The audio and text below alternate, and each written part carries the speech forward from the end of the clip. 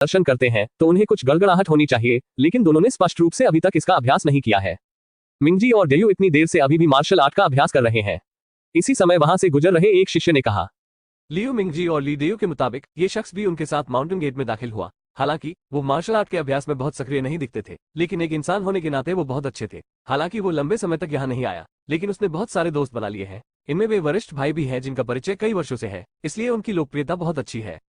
हाँ, अभी यह सारगर्भित सूत्र मिला, मुझे थोड़ी खुजली हो रही थी, इसलिए मैं इसका अभ्यास करने के लिए बाहर आने से खुद को नहीं रोक सका, लियू मिंगजी ने कहा।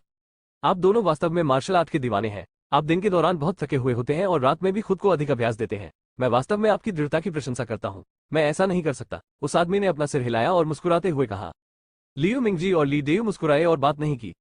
ठीक है, मैं तुम्हें नहीं बताऊंगा, मुझे कुछ और करना है, पहले चलते हैं। बहुत देर तक अभ्यास मत करो, अपने आप को चोट मत पहुंचाओ, आदमी ने कहा था।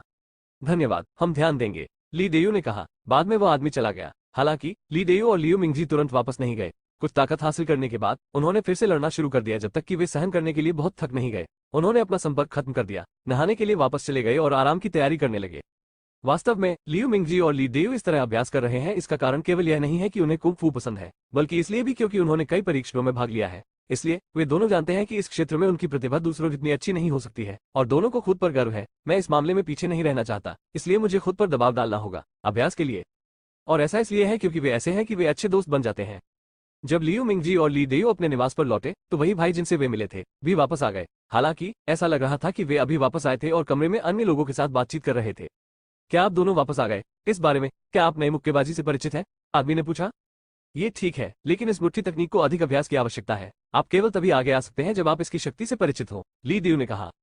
नहीं, मुझे कल गंभीरता से अभ्यास करना होगा, नहीं तो बड़े लोग मुझे आलसी समझेंगे, आदमी ने गर्दन सिकोड़कर कहा। मार्शल आर्ट वाले बुजुर्ग इस मामले में बहुत सख्त है, उसे देखकर हर कोई डर जाएगा। जैसे ही उसने ये कहा, वह देखने के लिए अपना पैम्फलेट निकालने जा रहा था।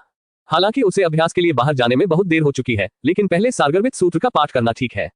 हालांकि उसकी हरकतें जल्द ही शांत हो गईं, क्योंकि उसने तकिए के नीचे जो पैम्फलेट रखा था वह गायब था, और उसकी जगह एक रंगीन किताब थी जिसे उसने पहले देखा था। यह उस तरह की किताब थी जिसे फेंग जिहाओ ने छोड़ते समय पकड़ रखा था। उसका चेहरा अचानक सफेद पड़ गया। उन्हें याद आया कि कैसे फेंग जिहाओ को स्कूल से निकाल दिया गया था। आखिरकार ये बहुत पहले की बात नहीं है। उस समय फेंग जिहाओ ने अपने शिक्षक के समान नाम वाले अपने भाई के साथ अन्याय किया। हालांकि एक और कारण यह था कि उसने क्यू ई याओ अजय कौशल खो दिया था, जिसने स्कूल के दरवाजे के बुजुर्गों और बुजुर्गों को नाराज कर दिया था। अब मैंने वही गलती की है। हालांकि यह कियाओ थंडर बॉक्सिंग उस आंतरिक मानसिक कौशल जितनी महत्वपूर्ण नहीं है और इसे सौंपने की आवश्यकता नहीं है। अगर मास्टर और बड़े को इसके बारे में पता है तो एक समय में डांटना आवश्यक है, या यहाँ तक कि स्कूल से बाहर निकाल दिया जाना चाहिए। यह व्यक्ति खोज जारी रखने को तैयार नहीं है, लेकिन उसे अभी भी कुछ नहीं मिला है।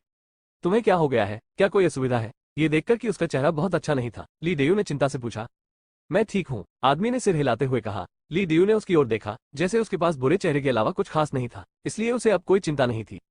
हालांकि इस व्यक्ति का दिल थोड़ा चिंतित है। ये मामला सुलझना चाहिए। सौभाग्य से इस कौशल को अब सौंपने की आवश्यकता नहीं है, बस इसमें सब कुछ याद रखें। तो उन्होंने ली डेयू से कहा, क्या आप मुझे अपनी साथ याओ थंडर मुट्ठी तकनीक उधार दे सकते हैं? मुझे नहीं पता कि यह कहाँ है। अब सभी के पास आराम है और मैं इसे ध्यान से नहीं ढूंढ पा रहा हूँ। ली डेयू को इसमें कोई संदेह नहीं है। इसके अलावा वो बहुत लोकप्रिय है और सभी के साथ उनके अच्छे संबंध हैं। तो ली डेयू ने अपनी मुट्ठी उसे सौंप दी और कहा, इसे देखने के लिए ले लो। धन्यवाद, उस आदमी ने जल्दी से कहा, फिर जल्दी से देखा। वो मूलतः दिन के समय की गतिविधियों को याद रखता है। अब उसे जो याद रखना है वो इसमें सारगर्भित सूत्र है। ये बहुत ज्यादा नहीं है। जब तक वो आज रात सारगर्भित सूत्र को कंठस्थ नहीं कर लेता, तब तक मार्शल आर्ट का अभ्यास करते समय भले ही वो इसे न निकाले, कोई समस्या नहीं है। सौभाग्य से उसकी याददाश्त अच्छी है। लाइट बंद करने से पहले उसने इन सारगर्भित शब्दों को जबरदस्ती याद कर लिया। जहां तक समझने की बात है तो इन्हें आप बाद में धीरे धीरे समझ सकते हैं। आखिरकार वो हर बार न मिलने के बहाने अपनी बॉक्सिंग नहीं ढूंढ पाता। उस स्थिति में दूसरों को इस पर संदेह होगा। अगर बड़े को पता चल गया तो अच्छा नहीं। सौभाग्य से इस मुट्ठी तकनीक स्क्रिप्ट को सौंपने की आवश्यकता नहीं है, और मुझे नहीं पता कि इसे किसने चुराया है। पिछली बार बड़े मार्शल भाई फैंग के पास अपना आंतरिक मानसिक कौशल नहीं था। क्या यह उसी व्यक्ति द्वारा चुराया गया था? लाइट बंद करके वो अपने बिस्तर पर लेटा हुआ था। पहली बार बिस्तर पर जाने के बजाय वो अपनी मुक्केबाजी के बारे में सोच रहा था। यदि फेंग जिहाओ ने पिछली बार अपना आंतरिक मानसिक कौशल खो दिया था और उसे इसकी परवाह नहीं थी, अब उसने खुद एक मुट्ठी कौशल खो दिया है, तो उसे कुछ संदेह है। क्या सचमुच उनके यहाँ चोर है? हालांकि इसके बारे में सोचना सही नहीं है। ये कहना ठीक है कि बड़े मार्शल भाई फैंग का आंतरिक मानसिक कौशल आखिरकार अब यह उनके पास नहीं है। हालांकि जब तक वे हमारे संप्रदाय के शिष्य हैं, वे इसे प्राप्त कर सकते हैं। इसके अलावा उन्हें इसे सौंपने की जरूरत नहीं है, इसलिए अन्य लोगों को इसे चुराना नहीं है। मैं इसके बारे में सोच नहीं सकता। वो आदमी बड़बड़ाया, फिर उसने सोचना बंद कर दिया और आंखें बंद करके सो गया। बेहतर नॉवल पढ़ने के लिए आप हमारे YouTube चैनल और ऑडियो एक्सप्लेन टेलीग्राम चैनल से जुड़ सकते हैं। 274 बॉक्सिंग का अभ्यास। कियाओ थंडरिंग फिस्ट तकनीक कियाओ संप्रदाय की एक अपेक्षाकृत उन्नत मुट्ठी तकनीक। इसका अभ्यास बड़ी सफलता के साथ किया जाता है। जब मुक्केबाजी की बात आती है तो हल्की गड़गड़ाहट की ध्वनि होती है और यह शक्तिशाली होती है। जब हुआंग फैंग पुलिस स्टेशन से अपने आवास पर लौटा तो उसे भंडारण बॉक्स से फिर से एक नई चीज मिली, और यह अभी भी कुछ ऐसी चीज है जिसकी उसे तत्काल आवश्यकता है। हुआंग फैंग के पास अब आंतरिक शक्ति और जादुई कौशल है। उनकी शक्ति सामान्य लोगों की तुलना से कहीं अधिक है। हालांकि वो इन ताकतों को पूरी तरह से मुक्त नहीं कर सकता और उनका पूरा उपयोग नहीं कर सकता। यदि उसके पास बहुत अधिक शक्ति है तो वह अधिकतम 3 या 4 अंक या उससे भी कम खेल सकता है। वो पहले भी कई बार लोगों से मारपीट करता रहा है। जादू के अलावा वो केवल पार्श्विक बल का प्रयोग करता है, कोई हलचल ही नहीं है। ऐसे में जब वो आम लोगों से मिलता है या दूसरा पक्ष उसके प्रति लापरवाह होता है तो वो इससे निपट सकता है। यदि क्यू हाओ उस स्तर पर है और उसे बहुत महत्व देता है तो वो जादू के बिना शायद ही जीत सकता है। हालांकि इस कदम के साथ ये पूरी तरह से अलग होगा। मुट्ठी तकनीक की शक्ति का तो जिक्र ही नहीं, यानी इसकी अपनी ताकत, यहाँ तक कि इसकी आंतरिक शक्ति और जादू को भी पूरी तरह से मुक्त किया जा सकता है। इस तरह उसकी युद्ध क्षमता कई गुना बढ़ जाएगी। लोग पहले चालें सीखते हैं और फिर उनमें आंतरिक शक्ति आ जाती है। हालांकि वे पहले आंतरिक शक्ति का अभ्यास करते हैं और अब वे विशिष्ट चालें सीखते हैं। आदेश बिल्कुल उल्टा है। इसलिए जब हुआंग फैंग ने इस मुट्ठी तकनीक को देखा तो वो बहुत खुश हुए। वो भविष्य में कभी भी क्रूर बल का प्रयोग नहीं कर सकेगा। इसके अलावा वर्तमान समाज में तलवार तकनीक या कृपान तकनीक की तुलना में मुट्ठी तकनीक अधिक उपयोगी है। आखिरकार वर्तमान समाज में तलवारें आम नहीं है और उन्हें अपने साथ नहीं रखा जा सकता। हालांकि नाम में कियाओ के 2 अक्षर क्यों हैं? क्या आपने कियाओ संप्रदाय के साथ काम किया है? हुआंग फैंग इस मुक्केबाजी शैली को धारण करते हैं। हुआंग फैंग यह नहीं भूले कि उनकी साधना की आंतरिक शक्ति कियाओ संप्रदाय की है। अब उसने एक और मुट्ठी तकनीक हासिल कर ली है, लेकिन यह अभी भी कियाओ संप्रदाय की है। दुनिया में जहां कियाओ संप्रदाय स्थित है वहां केवल एक ही कियाओ संप्रदाय नहीं होना चाहिए, लेकिन अब उसने एक के बाद एक 2 चीजें प्राप्त की हैं, जिनमें से सभी कियाओ संप्रदाय की है। ये वास्तव में कियाओ संप्रदाय से संबंधित है, लेकिन मुझे नहीं पता। क्या आप नहीं जानते कि कियाओ संप्रदाय की दुनिया में किस तरह का अस्तित्व, स्तर और कुछ लोग हैं? हुआंग फैंग कियाओ गेट के बारे में थोड़ा अधिक उत्सुक है, जिससे वो पहले कभी नहीं मिला है। जब इसे प्रसारित करने का मौका मिलता है तो उसे कियाओ गेट पर जाकर अच्छी तरह देखना चाहिए और उनकी उदार पुस्तकों के लिए आभार व्यक्त करना चाहिए। अपने विचारों को एक तरफ रखते हुए हुआंग फैंग ने इस मुट्ठी तकनीक को खोला। कुछ चित्रों में पात्र भी हैं जो पिछले 7 ऑब्सीडियन अजय कौशल के समान है। इसके अलावा क्योंकि यह चरित्र चीनी अक्षरों के समान है, ये हुआंग फैंग की समझ को प्रभावित नहीं करता है। हुआंग फैंग ने सबसे पहले इस मुट्ठी तकनीक को देखा और उसकी स्थिति को जाना। यह मुट्ठी तकनीक स्पष्ट रूप से एक कठिन और भयंकर तरीका है। इसके लिए उपयोगकर्ताओं को दुश्मन का सामना करते समय उग्र और उग्र होने की आवश्यकता होती है। यदि इसका उपयोग नर्म स्वभाव वाले व्यक्ति द्वारा किया जाता है तो इसकी शक्ति को पूर्ण रूप देना कठिन होता है।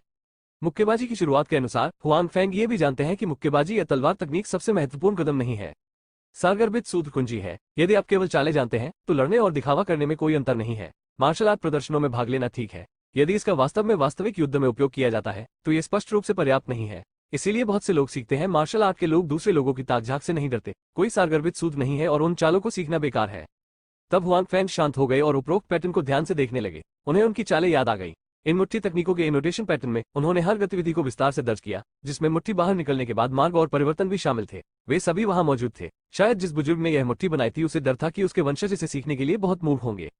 हालांकि हुआंग फैंग के लिए ये सस्ता है। वो अब केवल स्वयं ही सीख सकता है। निस्संदेह ये जितना सरल होगा उतना ही बेहतर होगा। कियाओ संप्रदाय के शिष्य यदि समझ में नहीं आते हैं तो अपने गुरु से पूछ सकते हैं। हालांकि अगर हुआंग फैंग को कोई ऐसी चीज मिलती है जो नहीं मिलेगी तो वो केवल अंधों को ही पकड़ सकता है। चालों को देखने के बाद हुआंग फैंग ने एक दूसरे के खिलाफ कई बार उनका अभ्यास किया। आंतरिक शक्ति का उपयोग किए बिना वास्तव में उसके पास कोई शक्ति नहीं थी। ये बिना पसीना बहाए भी रेडियो जिम्नास्टिक करने जैसा ही था। आंतरिक शक्ति जोड़ने के बाद शक्ति अचानक बढ़ जाती है। हालांकि ये हुआंग फैंग के सामान्य समय से थोड़ा ही अधिक शक्तिशाली है। आखिरकार उसकी आंतरिक शक्ति अब उतनी नहीं है और कोई प्रमुख सूत्र भी नहीं है। हुआंग फैंग की चालों से परिचित होने के बाद वो सारगर्भित फॉर्मूला देखने जाता है। ये ज्यादा नहीं है। हुआंग फैंग ने सारगर्भित सूत्र को याद करने में लगभग 10 मिनट का समय बिताया। फिर हुआंग फैंग ने उचित चाल चलते हुए सारगर्भित सूत्र का पाठ किया। पहली बार हुआंग फैंग फॉर्मूला और चाल से परिचित नहीं थे, इसलिए उन्होंने बहुत धीरे धीरे खेला। हालांकि ऐसा होने पर भी उसे बार बार बहुत थकान महसूस होती थी, क्योंकि यह एक कठिन रास्ता था। इसलिए उसे हर मौके के लिए अपनी पूरी ताकत से लड़ना पड़ता था। इस तरह वो बहुत थक जाएगा। हालांकि हुआंग फैंग की वर्तमान शारीरिक फिटनेस आम लोगों की तुलना में नहीं है। इसके अलावा उसके पास अपने शरीर को नियंत्रित करने की आंतरिक शक्ति है, इसलिए थोड़ा आराम करने के बाद वो दूसरी बार खेलना शुरू करता है। उसके बाद हुआंग फैंग ने बार बार लड़ाई की। क्योंकि बहुत अधिक चालें नहीं थी, इसलिए बार बार लड़ने में ज्यादा समय नहीं लगा। हालांकि कई बार लड़ाई के बाद भी हुआंग फैंग की वर्तमान शारीरिक गुणवत्ता के साथ भी वो इसे सहन नहीं कर सका। वो केवल बिस्तर पर लेट सकता था और जोर जोर से सांस ले सकता था। कई बार अभ्यास के बाद हुआंग फैंग चालों और सारगर्भित फॉर्मूले का मिलान करने में सक्षम हो गया है। हालांकि वो बहुत कुशल नहीं है, फिर भी वो शुरुआत की तुलना में बहुत बेहतर है और जितना अधिक वो खेलता है उतना अधिक सुसंगत होता है। मेरा मानना है कि अगले कुछ दिनों के अभ्यास के बाद वो इस मुट्ठी तकनीक में पूरी तरह से महारत हासिल कर सकता है। हालांकि यह अंत नहीं बल्कि शुरुआत है। इससे कोई फर्क नहीं पड़ता कि मुट्ठी तकनीक कितनी शक्तिशाली है, अगर इसका उपयोग वास्तविक युद्ध में नहीं किया जा सकता है तो ये काम नहीं करती है। पैम्फलेट में जो कुछ दर्ज किया गया है वो केवल विशिष्ट चालें हैं। वास्तव में लड़ते समय हुआंग फैंग ऊपर बताई गई चालें नहीं खेल सकते। प्रतिद्वंद्वी स्पष्ट रूप से उसके साथ सहयोग नहीं करेगा, इसलिए उसे मुट्ठी के इस सेट को धर्म के सार को समझना चाहिए और लड़ाई के दौरान मुट्ठी तकनीक के इस सेट की पूरी समझ दुश्मन की चाल के अनुसार हासिल कर सकती है और तुरंत अपनी चाल बदल सकती है, बजाय पैम्फलेट के अनुसार लड़ने के लिए एक एक करके आगे बढ़े। उस स्थिति में वो हार जाएगा। 26,412, 25,991, 26,469, 33,258, 29,916, 23,376, 23,567, 35,828, 32,593, 32, 119, 119, 119, 46, 71, 122, 98, 112, 105, 46, 99, 111, 109, 32, 26,356, 26,032, 51, 26,356, 24,555, 50। बेहतर नॉवल पढ़ने के लिए आप हमारे YouTube चैनल और ऑडियो एक्सप्लेन टेलीग्राम चैनल से जुड़ सकते हैं। 275 जानकारी प्राप्त करना। अधिक वास्तविक लड़ाई से हुआंग फैंग को इस मुक्केबाजी को समझने में मदद मिल सकती है। निस्संदेह इसके लिए एक अवसर की आवश्यकता है। जब हुआंग फैंग फिर से लड़ रहा है तो वह अपने शरीर में अजीब ऊर्जा का उपयोग कर सकता है। जैसा कि अपेक्षित था, शक्ति पहले की आकस्मिक लड़ाई की तुलना में दोगुनी से अधिक मजबूत है। वास्तव में हुआंग फैंग को यह नहीं पता था कि अधिकांश अन्य, यहां तक कि कियाओ संप्रदाय के लोग भी मुट्ठी तकनीक को मारते समय अपनी आंतरिक शक्ति का उपयोग करते हैं। हालांकि आंतरिक शक्ति की तुलना स्पष्ट रूप से उसके शरीर की ऊर्जा से नहीं की जा सकती, इसलिए उनके हाथों में इस मुट्ठी तकनीक की शक्ति कियाओ संप्रदाय के लोगों की तुलना में भी अधिक है। कई बार मुक्का मारने के बाद हुआंग फैंग स्नान करने चला गया और बिस्तर पर जाने के लिए तैयार था जब उसे लगा कि उसके पास ज्यादा ताकत नहीं है। स्नान करने के बाद हुआंग फैंग को अधिक आरामदायक महसूस हुआ। वो बिस्तर पर लेटा हुआ था, जियाओबाई के साथ खेल रहा था और आज के बारे में सोच रहा था। आज रात के कारोबार का अच्छा पक्ष यह है कि इसमें लाभ और हानि दोनों है। स्वाभाविक रूप से इसने अंकल ली को खत्म कर दिया है, जो खुद से दुश्मनी रखते हैं। हालांकि अंकल ली स्वयं को आवश्यक रूप से नहीं जानते हैं। अंकल ली और अन्य लोग निश्चित रूप से अपनी दूसरी पहचान भाई भेड़िया पर कोई अच्छा प्रभाव नहीं डालते हैं। कियो हाओ ने उनसे सीधा संपर्क बनाया है। उनके पास एक शिकायत है। इसके अलावा अंकल ली और अन्य लोग टोंग कियानजुन के पंजे और दांत हो सकते हैं। हुआंग फैंग अंकल ली और अन्य लोगों से छुटकारा पाकर बहुत खुश है।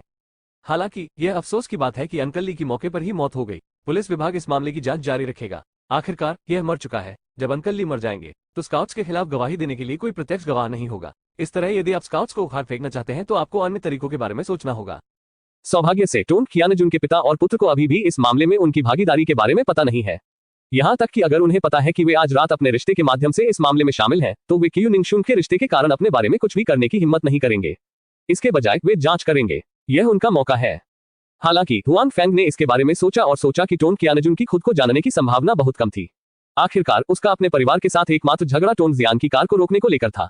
हो सकता है कि टोंग जियान को इसके बारे में अच्छा महसूस न हो, लेकिन टोंग कियानजुन इसे गंभीरता से नहीं ले सकते। जहां तक अन्य चीजों की बात है तो उन्होंने उनके सामने कोई भूमिका नहीं निभाई, कोई संघर्ष नहीं। बेशक आज रात हुआंग फैंग होना अफसोस की बात है, लेकिन यह न केवल टोंग कियानजुन जैसा मामला है बल्कि झू गुओ का भी मामला है। झू गुओ का प्रभाव वास्तव में वैसा ही है जैसा परिचय में कहा गया है। कियू निंगशुन बहुत मजबूत है और इतनी गंभीर चोट से उसे बचाया जा सकता है।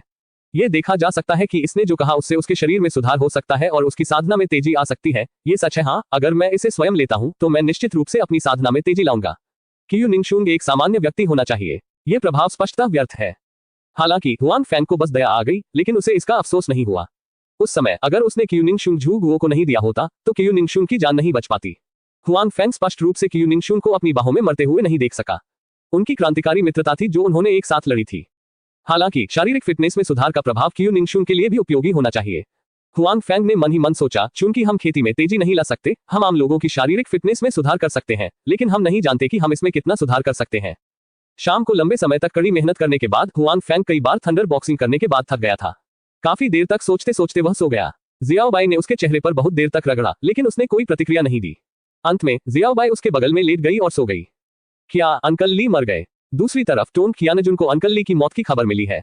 वह अभी भी इस खबर से सदमे में है। आखिरकार ये कुछ ज्यादा ही अचानक है। अंकल ली जियांगू में एक महत्वपूर्ण सहायक है। हालांकि वह अपने मन में एक दूसरे को नहीं देख सकता है, उसे यह स्वीकार करना होगा कि अंकल ली की मदद से वह कई काम आसानी से कर सकता है।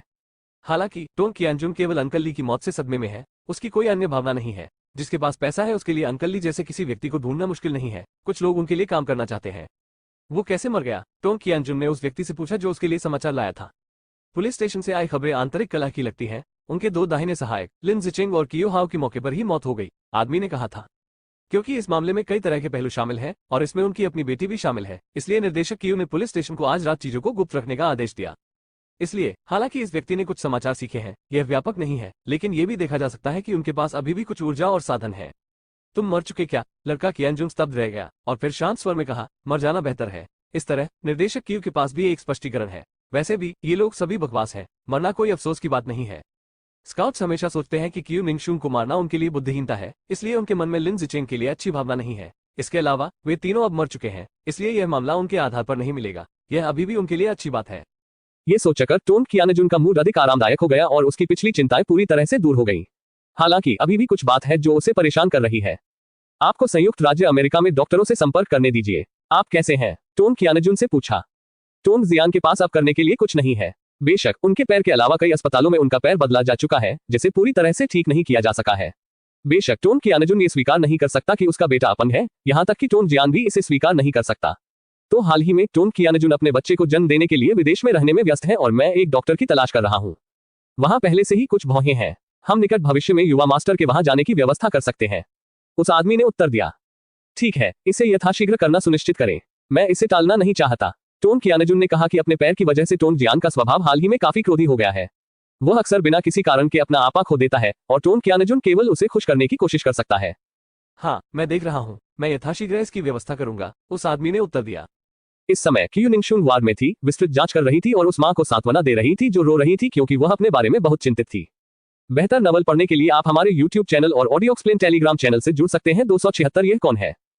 माँ, रो मत, देखो मैं ठीक हूँ। क्यू निंगशुन बिस्तर पर लेटा हुआ है, बिस्तर के पास रो रही माँ की ओर देखते हुए कुछ ने असहाय होकर कहा। उसकी माँ वार्ड में प्रवेश करने के बाद से रो रही है। उसे मनाना बेकार है। बेशक क्यू निंगशुन जानती है कि उसे अपनी परवाह है, लेकिन वह अब ठीक है। ये ठीक है, आप सब ऐसे ही हैं और आप कहते हैं कि यह ठीक है। क्यू निंगशुन की माँ ने रोते हुए कहा, ये सब तुम्हारे पिता की गलती है। मुझे पता है कि तुम इस मामले की जांच करना चाहते हो, लेकिन मैंने तुम्हें नहीं रोका। मैं भी सहमत थी। अगर वह नहीं माने तो तुम्हारी ऐसी हालत नहीं होगी। उद्धरण चिन्ह। क्यू निंगशुन के पिता भी उसी समय है। वह अपनी पत्नी की ओर दुखी चेहरे से देखता है। बेशक उसे अपनी बेटी की दुर्घटना की परवाह है और अफसोस है, लेकिन वह नहीं जानता कि उसकी बेटी किस तरह की इंसान है। अगर वह नहीं भी मानेगी तो भी वह जांच करेगी। उस युवक को धन्यवाद, अन्यथा आप अभी भी यहाँ कैसे लेटे रह सकते हैं? बिल्कुल नहीं, लाओ क्यू। हम उस युवक को रात के खाने के लिए कब आमंत्रित कर सकते हैं? हम उसे धन्यवाद देना चाहते हैं, क्यू निंगशुन की मां ने कहा। क्यू निंगशुन ने यह नहीं बताया कि उस समय हुआंग फैंग ने खुद को कैसे बचाया, लेकिन जब उन्होंने उसके शॉट की स्थिति देखी तो वे सभी जानते थे कि इस मामले में अमरता एक चमत्कार था और क्यू निंगशुन की स्थिति इतनी अच्छी थी, जाहिर तौर पर ऐसा नहीं था सरल। क्यू निंगशुन के पिता अपनी बेटी को लेकर बहुत चिंतित थे। जब वह जानता था कि वह ठीक है तो उसने उसके बारे में ज्यादा नहीं सोचा, लेकिन अब वह आना चाहता है। हुआंग फैंग नाम के उस युवक के लिए यह आसान नहीं हो सकता है। आखिरकार उनकी बेटी इतनी बुरी तरह घायल हो गई है कि अब वह एक सामान्य व्यक्ति की तरह दिखते हैं। हालांकि उनकी बेटी ने यह कहने से इनकार कर दिया कि दूसरे पक्ष ने उसे कैसे बचाया, इसलिए वह हुआंग फैंग में अधिक रुचि रखती है। ये होना चाहिए, आखिरकार उसने हमारी बेटी को बचाया। मैं इसकी व्यवस्था करूंगा। क्यू निंगशुन के पिता ने कहा कि उन्हें हुआंग फैंग में दिलचस्पी थी। अब उसने बस इस अवसर का उपयोग उस युवक से मिलने के लिए किया। पिताजी, अगर आप बुरा न माने तो अस्पताल से निकलते समय मैं उन्हें धन्यवाद दूंगा।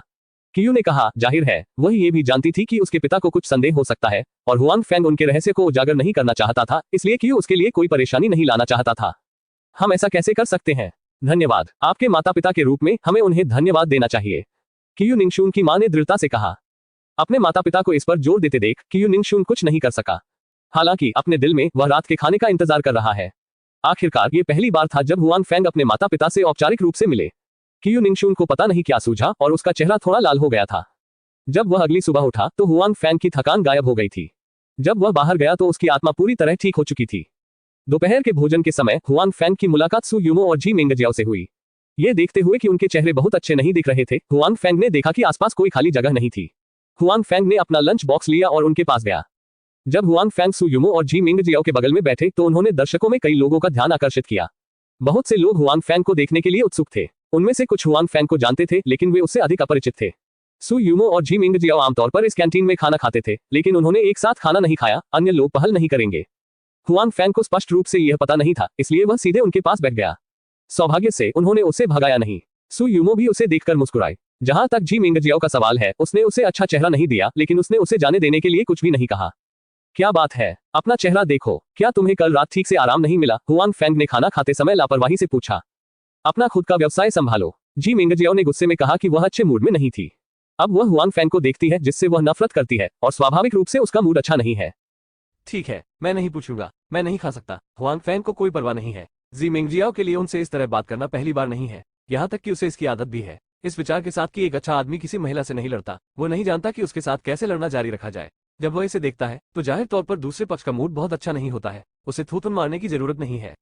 सु यूमो पहले मुस्कुराई और फिर हुआंग फैंग से कहा, यह कोई बड़ी बात नहीं है, यह एक काम है। बहन यूमो, आप अभी भी हंस सकती हैं। वे लोग बहुत ज्यादा हैं। जी मिंगजियाओ ने बदसूरत चेहरे के साथ कहा। क्या चल रहा है? हुआंग फैंग ने उत्सुकता से पूछा। ये देखकर कि जी मिंगजियाओ फिर से खुद से नफरत करना चाहता है, उसने तुरंत कहा, मैं उत्सुक हूं, मैं नहीं पूछता। एक शब्द में हुआंग फैंग ने जी मिंगजियाओ के शब्दों को अपने मुंह में रोक लिया।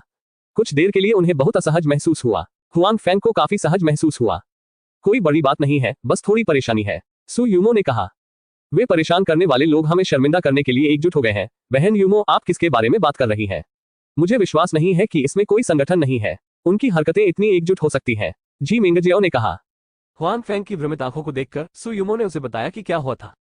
पता चला कि सुबह उन्हें कच्चे माल के आपूर्तिकर्ताओं से फोन आए और सामूहिक रूप से कीमत बढ़ाने के लिए कहा। इसके अलावा अगर कीमत बढ़ती है तो भी बात की कुछ सामग्रियों की आपूर्ति पिछली सामग्रियों जितनी अच्छी नहीं हो सकती है। इन आपूर्तिकर्ताओं के अलावा किंगली प्रांत के कुछ शॉपिंग मॉल और ब्यूटी सैलून ने भी विभिन्न आवश्यकताओं को आगे बढ़ाने के लिए कहा, जो उनके लिए भी एक समस्या है। सु यूमो और जी मिंगजियाओ एक परिवार और दो परिवारों के बारे में ज्यादा नहीं सोचते हैं, लेकिन अब इतने सारे परिवार एक साथ हैं तो दिक्कत तो होगी ही। वे सुबह इससे निपट रहे हैं, लेकिन अभी भी उनके पास ज्यादा जानकारी नहीं है। क्या यह आखिरी बार है कि लैंडर समूह इसके पीछे था? हुआंग फैंग ने कहा कि वह जानते थे कि लैंडर समूह हमेशा तियानजियाओ समूह की परेशानी का पता लगाना चाहता था। यह संभव है, सु यूमो ने कहा। हालांकि मुख्य आपूर्तिकर्ता और शॉपिंग मॉल जिन्होंने इस बार हमें बुलाया, वे क्विंगशिंग में हैं, जहां लैंडर समूह के पास इतनी ऊर्जा नहीं है। क्या वह लड़का स्काउट है? वह किंग प्रांत का सबसे अमीर आदमी नहीं है, उसके पास ये क्षमता होनी चाहिए, हुआंग फैंग ने लापरवाही से कहा। यह सिर्फ इतना है कि हुआंग फैंग के शब्दों ने सु यूमो और जी मिंगजियाओ को स्तब्ध कर दिया है। 26,412, 25,991, 26,469, 33,258, 29,916, 23,376, 23,567, 35,828, 32,593, 32, 119, 119, 119, 46, 71, 122, 98, 112, 105, 46, 99, 111, 109, 32, 26,356, 26,032, 51, 26,356, 24,555, 50। बेहतर नवल पढ़ने के लिए आप हमारे YouTube चैनल और ऑडियो एक्सप्लेन टेलीग्राम चैनल से जुड़ सकते हैं। 277 यह वास्तव में वही है। यह उसे नहीं होना चाहिए। क्या उसका बेटा अभी भी बहन यूमो का पीछा नहीं कर रहा है? जी मिंगजियाओ ने कहा और फिर कहा, लेकिन वह लड़का वास्तव में इतना अच्छा नहीं है। बहन यूमो उसकी ओर कैसे देख सकती है? सु यूमो ने यह भी कहा, हमारा पहले टोन कियानजुन के साथ ज्यादा संपर्क नहीं था, दोनों पक्षों के बीच ज्यादा सहयोग और प्रतिस्पर्धा नहीं थी, इसलिए उसके पास हमें निशाना बनाने का कोई कारण नहीं था। क्या उसके पास था? हालांकि ऐसा कहा जाता है कि उनके दिलों में कुछ अनिश्चितताएं हैं। आखिरकार इस समय उन पर लक्षित बड़ी संख्या में कंपनियां किंगरी प्रांत से हैं, और ऐसे बहुत से लोग नहीं हैं जिनके पास किंगरी प्रांत में ऐसे कौशल हो सकते हैं और एक ही समय में इतने सारे लोगों के बारे में बात कर सकते हैं, और टोन कियानजुन उनमें से एक है। टोन कियानजुन किंग प्रांत के सबसे अमीर आदमी है। किंग प्रांत में उनके संपर्क और संबंध स्पष्ट रूप से सु यूमो और कियू निंगशुन के संपर्कों से तुलनीय नहीं है।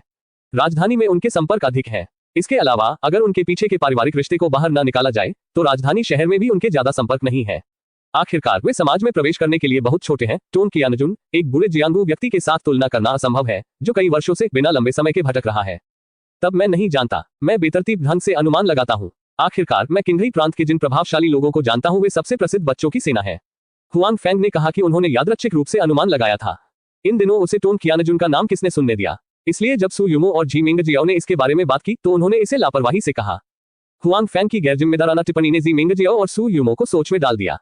वे सोच रहे थे कि क्या टोन कियानजुन ने ऐसा किया है। अगर ये उसके शब्द थे तो उसने ऐसा क्यों किया? दोनों पक्षों के बीच हितों का कोई टकराव नहीं है। मेरा काम हो गया, अपना समय लीजिए। हुआंग फैंग ने जल्द ही खाना खत्म किया और प्लेट लेकर चला गया। ये लड़का बिल्कुल किसी और जैसा नहीं है। उसने लापरवाही से कुछ कहा जिससे हमारे लिए अच्छा भोजन करना असंभव हो गया। वह बहुत भरा हुआ था, जी मिंगजियाओ ने बिना किसी हिचकिचाहट के कहा। वह नहीं कहता तुम्हें भूख नहीं है, जल्दी खाओ, खाने के बाद हम जांच करेंगे। एक संदिग्ध के साथ जांच करना सुविधाजनक है, सु यूमो ने कहा।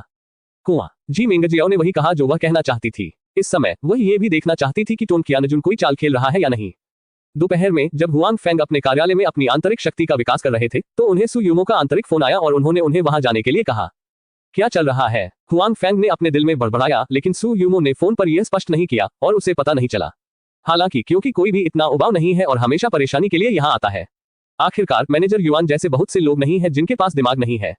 हमने दोपहर में आपके द्वारा कही गई बात की जांच की और कुछ पाया। जब हुआंग फैंग सु यूमो के कार्यालय पहुंचे तो उन्होंने पाया कि जी मिंगजियाओ भी वहां थे। उनके चेहरे भारी थे, जाहिर है वे किसी बात को लेकर चिंतित थे। क्या चल रहा है? हुआंग फैंग सु यूमो की बातों से स्तब्ध है। वह भूल गए कि उन्होंने कहा था कि टोन कियानजुन पर दोपहर के समय संदेह हुआ था। ये कंपनी के बारे में है। आपकी याददाश्त खराब है, जी मिंगजियाओ ने असंतुष्ट होकर कहा कि वह स्पष्ट रूप से इस बात से असंतुष्ट है कि हुआंग फैंग ने कंपनी के मामलों को दिल से नहीं लिया। हुआंग फेंग थोड़ा शर्मिंदा है। हालांकि वह अभी भी यहाँ काम कर रहा है, लेकिन उसने वास्तव में कंपनी पर ज्यादा ध्यान नहीं दिया है।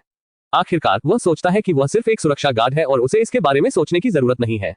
कुछ लोग कंपनी के मामलों के बारे में सोचते हैं। वो हर दिन अपने कारखाने और भंडारण बक्से या आंतरिक शक्ति की खेती के बारे में सोचता है। एक शब्द में, सही तौर पर वह एक सुरक्षा प्रबंधक है जिसके पास करने के लिए कुछ नहीं है, लेकिन वास्तव में वह बहुत व्यस्त है। ओह, तो क्या आपने टोंग कियानजुन के मामले की जांच की है? हुआंग फेंग ने कहा। कुआं सु यू ने सिर हिलाया। दोपहर के समय कैंटीन में हुआंग फेंग की बातें सुनने के बाद उन्हें भी थोड़ा संदेह हुआ। इसलिए दोपहर में उन्होंने एक सप्लायर को बुलाया। फोन पर उन्होंने बताया कि वे जानते थे कि लड़का कियानजुन चाले खेल रहा था। अप्रत्याशित रूप से उस व्यक्ति को विश्वास हो गया कि सु यूमो वास्तव में जानता था। इसलिए दूसरे पक्ष ने और कुछ नहीं छिपाया। उन्होंने यहां तक कहा कि वे दबाव में थे। वे वास्तव में तियानजियाओ समूह को शर्मिंदा नहीं करना चाहते थे। जाहिर है ये व्यक्ति नहीं चाहता था कि कोई भी पक्ष अपमानित हो। उन्होंने सु यूमो से यहां तक पूछा कि क्या उन्हें टोंग कियानजुन के साथ कोई गलतफहमी है और वे इसे हल करने के लिए व्यवसाय में जा सकते हैं। सु यूमो और जी मिंगजियाओ ये पुष्टि करने के बाद कि टोंग कियानजुन पर्दे के पीछे हैं भी हैरान है। उन्होंने हाल ही में टोंग कियानजुन के साथ कोई उत्सव नहीं मनाया है और उनकी कंपनियों की ज्यादा मुलाकात भी नहीं हुई है।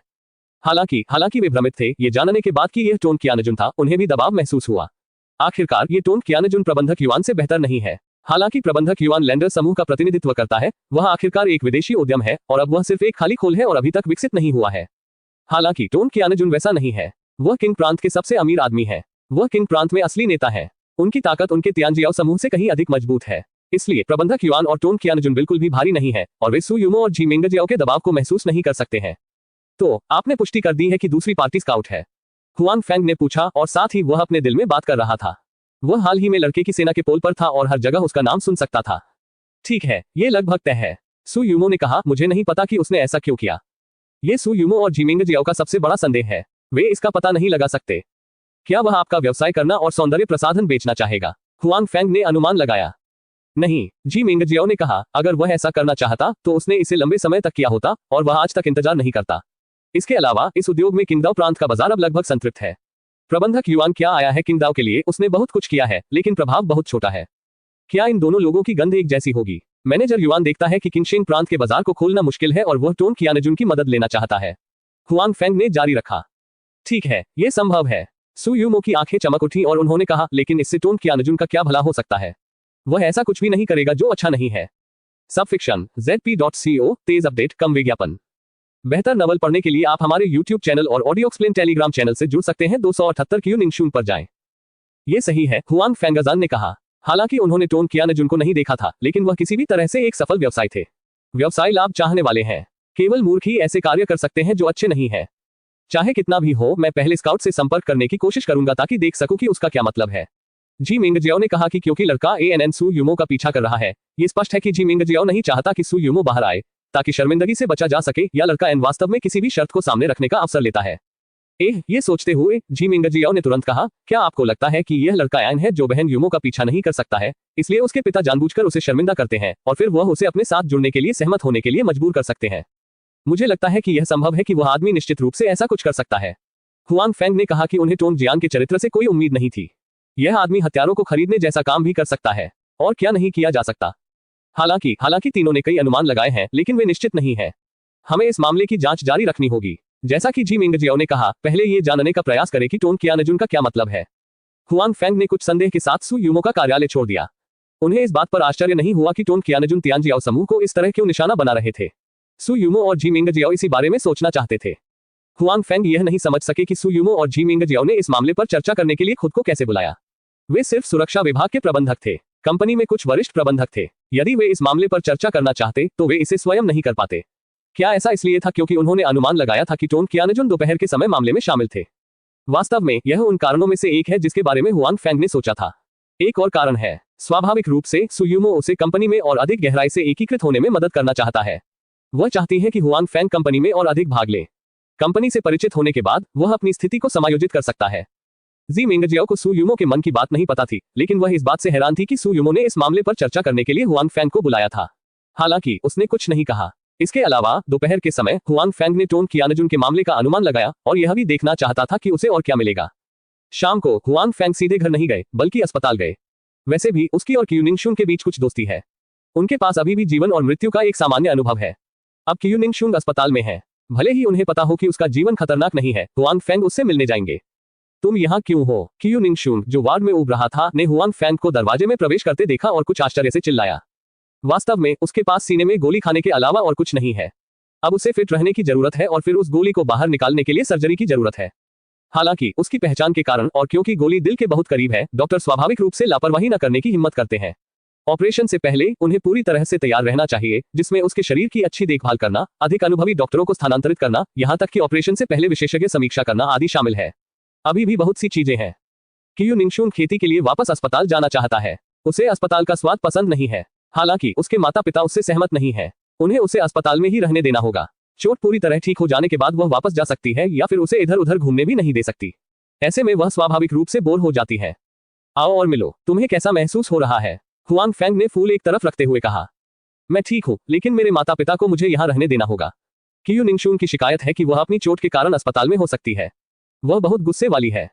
वे आपके लिए भी हैं। हुआंग फैंग ने मुस्कुराते हुए कहा कि वह अभी भी झूगुओ के प्रभाव में विश्वास करते हैं, इसलिए वह ये भी जानते हैं कि कियू निंगशुन को कोई बड़ी समस्या नहीं है। हालांकि आखिरकार उनके शरीर में एक गोली लगी है और उन्हें अभी भी अस्पताल में भर्ती करने की जरूरत है। इस समय वार्ड का दरवाजा खुला था और एक मध्यम आयु वर्ग की महिला जो कियू निंगशुन की तरह दिखती थी, अंदर आई। जब उसने वार्ड में हुआंग फैंग को देखा तो वह चौंक गई। आज मेरी बेटी के कई सहकर्मी उससे मिलने आए हैं। हालांकि मेरी बेटी ने उन्हें भगा दिया है और उन्हें बैठने का भी कोई मौका नहीं मिला है। मुझे बिल्कुल उम्मीद नहीं थी कि कुछ देर अनुमान लगाने के बाद कोई उससे मिलने आएगा। इसके अलावा मेरी बेटी ने दूसरे पक्ष को नहीं भगाया, जैसे कि उसने दूसरे पक्ष के साथ अच्छी बातचीत की हो। माता महारी है, कियू निंगशुन ने हुआंग फैंग से कहा। हुआंग फैंग तुरंत खड़ा हुआ और बोला, हेलो आंटी, मैं कियू निंगशुन का दोस्त हूँ।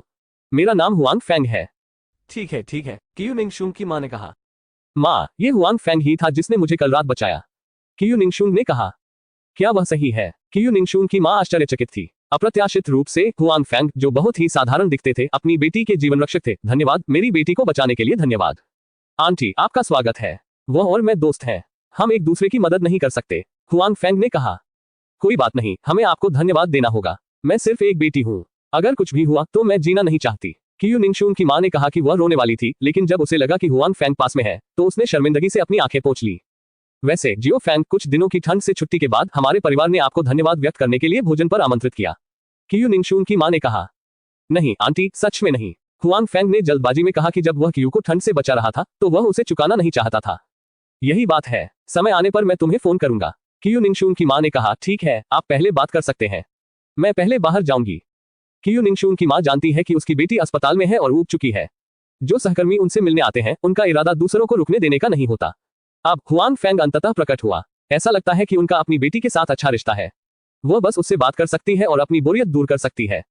कियू निंगशुन की माँ को दरवाजे से बाहर देखकर हुआंग फैंग ने कियू निंगशुन को एक अजीब सी मुस्कान दी।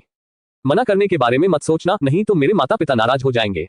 आपने उनकी इकलौती बेटी को बचा लिया। अगर आप उन्हें व्यक्त नहीं करने देंगे तो वे दुखी होंगे, कियू निंगशुन ने मुस्कुराते हुए हुआंग फैंग से कहा। हुआंग फैंग उससे मिलने आकर बहुत खुश है। वह नहीं सोचती कि अस्पताल खराब है। बेहतर नवल पढ़ने के लिए आप हमारे YouTube चैनल और ऑडियो एक्सप्लेन टेलीग्राम चैनल से जुड़ सकते हैं। 279 शर्मिंदगी। तो बेहतर होगा कि मैं आऊं। अगर निर्देशक कियू सहज नहीं है तो मैं किंगई प्रांत के साथ नहीं मिल सकता, हुआंग फैंग ने मुस्कुराते हुए कहा। क्या आप इसे आपसे दूर रखने के लिए मुझे दोषी नहीं ठहराते? कियू निंगशुन ने ध्यान से पूछा। अब वह अपने बारे में हुआंग फैंग के दृष्टिकोण को लेकर बहुत चिंतित थी। क्यों? मैंने नहीं सोचा था कि तुम निर्देशक कियू की बेटी होगी, हुआंग फैंग ने अपना सिर हिलाया। अच्छी बात है, कियू निंगशुन ने राहत की सांस ली और फिर कहा, वैसे मेरे पिता ने मुझसे पूछा कि तुमने मुझे कैसे बचाया। मैंने ऐसा नहीं कहा, लेकिन वह बाद में तुमसे जरूर पूछेंगे। ये कियू निंगशुन के लिए भी चिंता का स्थान है। हालांकि वह इस बात को लेकर भी उत्सुक थी कि पिछली रात हुआंग फैंग ने उसे क्या दिया था। वह ये भी जानती थी कि हुआंग फैंग गुप्त रखना चाहता था, इसलिए उसने न केवल पूछना बंद कर दिया बल्कि अपने पिता से यह बात गुप्त भी रखी। हालांकि ये कहना कठिन है कि क्या उसके पिता हुआंग फैंग के प्रति इतने विचारशील होंगे। हुआंग फैंग को भी इस समस्या को लेकर सिरदर्द रहता है। दरअसल झू फल को बाहर निकालने के बाद हुआंग फैंग ने इस संभावित घटना के बारे में सोचा। आखिरकार कियू निंगशुन को उस समय कुछ ज्यादा ही चोट लगी थी, लेकिन अब ऐसा कुछ भी नहीं है जो अनिवार्य रूप से संदेह पैदा न करे। चिंता मत करो, उस समय जब तक तुम यह नहीं कहोगे मुझे यकीन है कि मेरे पिता तुम पर दबाव नहीं डालेंगे। जब कियू निंगशुन ने हुआंग फैंग के चेहरे पर शर्मिंदगी देखी तो उन्हें सांत्वना दी। उसी समय उसने अपने दिल में फैसला किया कि उसे पहले अपने पिता को एक निवारक इंजेक्शन देना होगा ताकि वह हुआंग फैंग को शर्मिंदा न करे। बहुत बहुत धन्यवाद। सच कहूं तो कुछ बातें हैं जो मैं अभी नहीं कह सकता, हुआंग फैंग ने कृतज्ञतापूर्वक कहा। ठीक है, मुझे समझ आ गया, कियू निंगशुन ने समझा और कहा, किसके पास कोई रहस्य नहीं है। जाहिर है हुआंग फैंग ने जो चीज खुद को खाने के लिए दी थी वह उसका रहस्य है, और हुआंग फैंग कभी कभी जिन स्थानों को उजागर करते हैं उनमें से कई रहस्यमय रंगों से भरे हुए हैं। कियू निंगशुन किसी अन्य की तुलना में अधिक उत्सुक है, लेकिन वह पूछने से इनकार करता है। जब उसके पास मौका होता है या हुआंग फैंग खुद उसे बताता है। ठीक है, देर हो रही है, पहले आराम कर लो, मैं पहले जाऊंगा। हुआंग फैंग के लिए ये देखना बहुत जल्दी नहीं है। इसके अलावा क्यू निंगशुन को अब जान का कोई खतरा नहीं है, लेकिन उन्हें आराम की बहुत जरूरत है, इसलिए वह जाने की योजना बना रहा है। इतनी जल्दी, क्यू निंगशुन ने अनजाने में कहा कि हालांकि हुआंग फैंग कुछ समय से यहाँ है, लेकिन उन्हें ऐसा लगता है जैसे ये लंबे समय से नहीं है। हुआंग फैंग इतनी जल्दी चली गई और वह इसे सहन नहीं कर सकी। हुआंग फैंग को बेवजह खुद को देखते हुए देखकर क्यू निंगशुन ने लाल चेहरे के साथ कहा, मेरा मतलब है, क्या आप फिर से बैठना चाहते हैं? नहीं, हुआंग फैंग ने अपना सिर हिलाया और कहा, जब मेरे पास समय होगा तो मैं तुम्हें देखूंगा। ठीक है, सब तय हो गया, अगर तुम नहीं आओगे तो मैं फोन करके तुम्हें परेशान करूंगा, क्यू निंगशुन ने जल्दी में कहा। हुआंग फैंग न तो हंस सकते हैं और नहीं रो सकते हैं, उन्होंने बस इतना ही कहा, लेकिन उन्हें नहीं लगा कि क्यू निंगशुन गंभीर थे, तो उसने कहा, ठीक है, मैं आऊंगा। क्यू निंगशुन संतुष्ट हुए और कहा, ठीक है, पहले वापस जाओ। हुआंग फैंग जाने में सक्षम था। हालांकि जब वो वार्ड के बाहर थी तो वो फिर से क्यू निंगशुन की मां से मिली, जो कि मामला नहीं था, क्योंकि जब हुआंग फैंग बाहर आए तो क्यू निंगशुन की मां वार्ड के बाहर बेंच पर बैठी थी और उसे नहीं पता था कि उसके पास कितनी देर थी यहाँ बैठा हूँ। क्या जियाओ फेंग जा रहा है? हुआंग फैंग को बाहर आते देखकर क्यू निंग फ्रॉस्ट की मां ने कहा, अब और नहीं खेलना?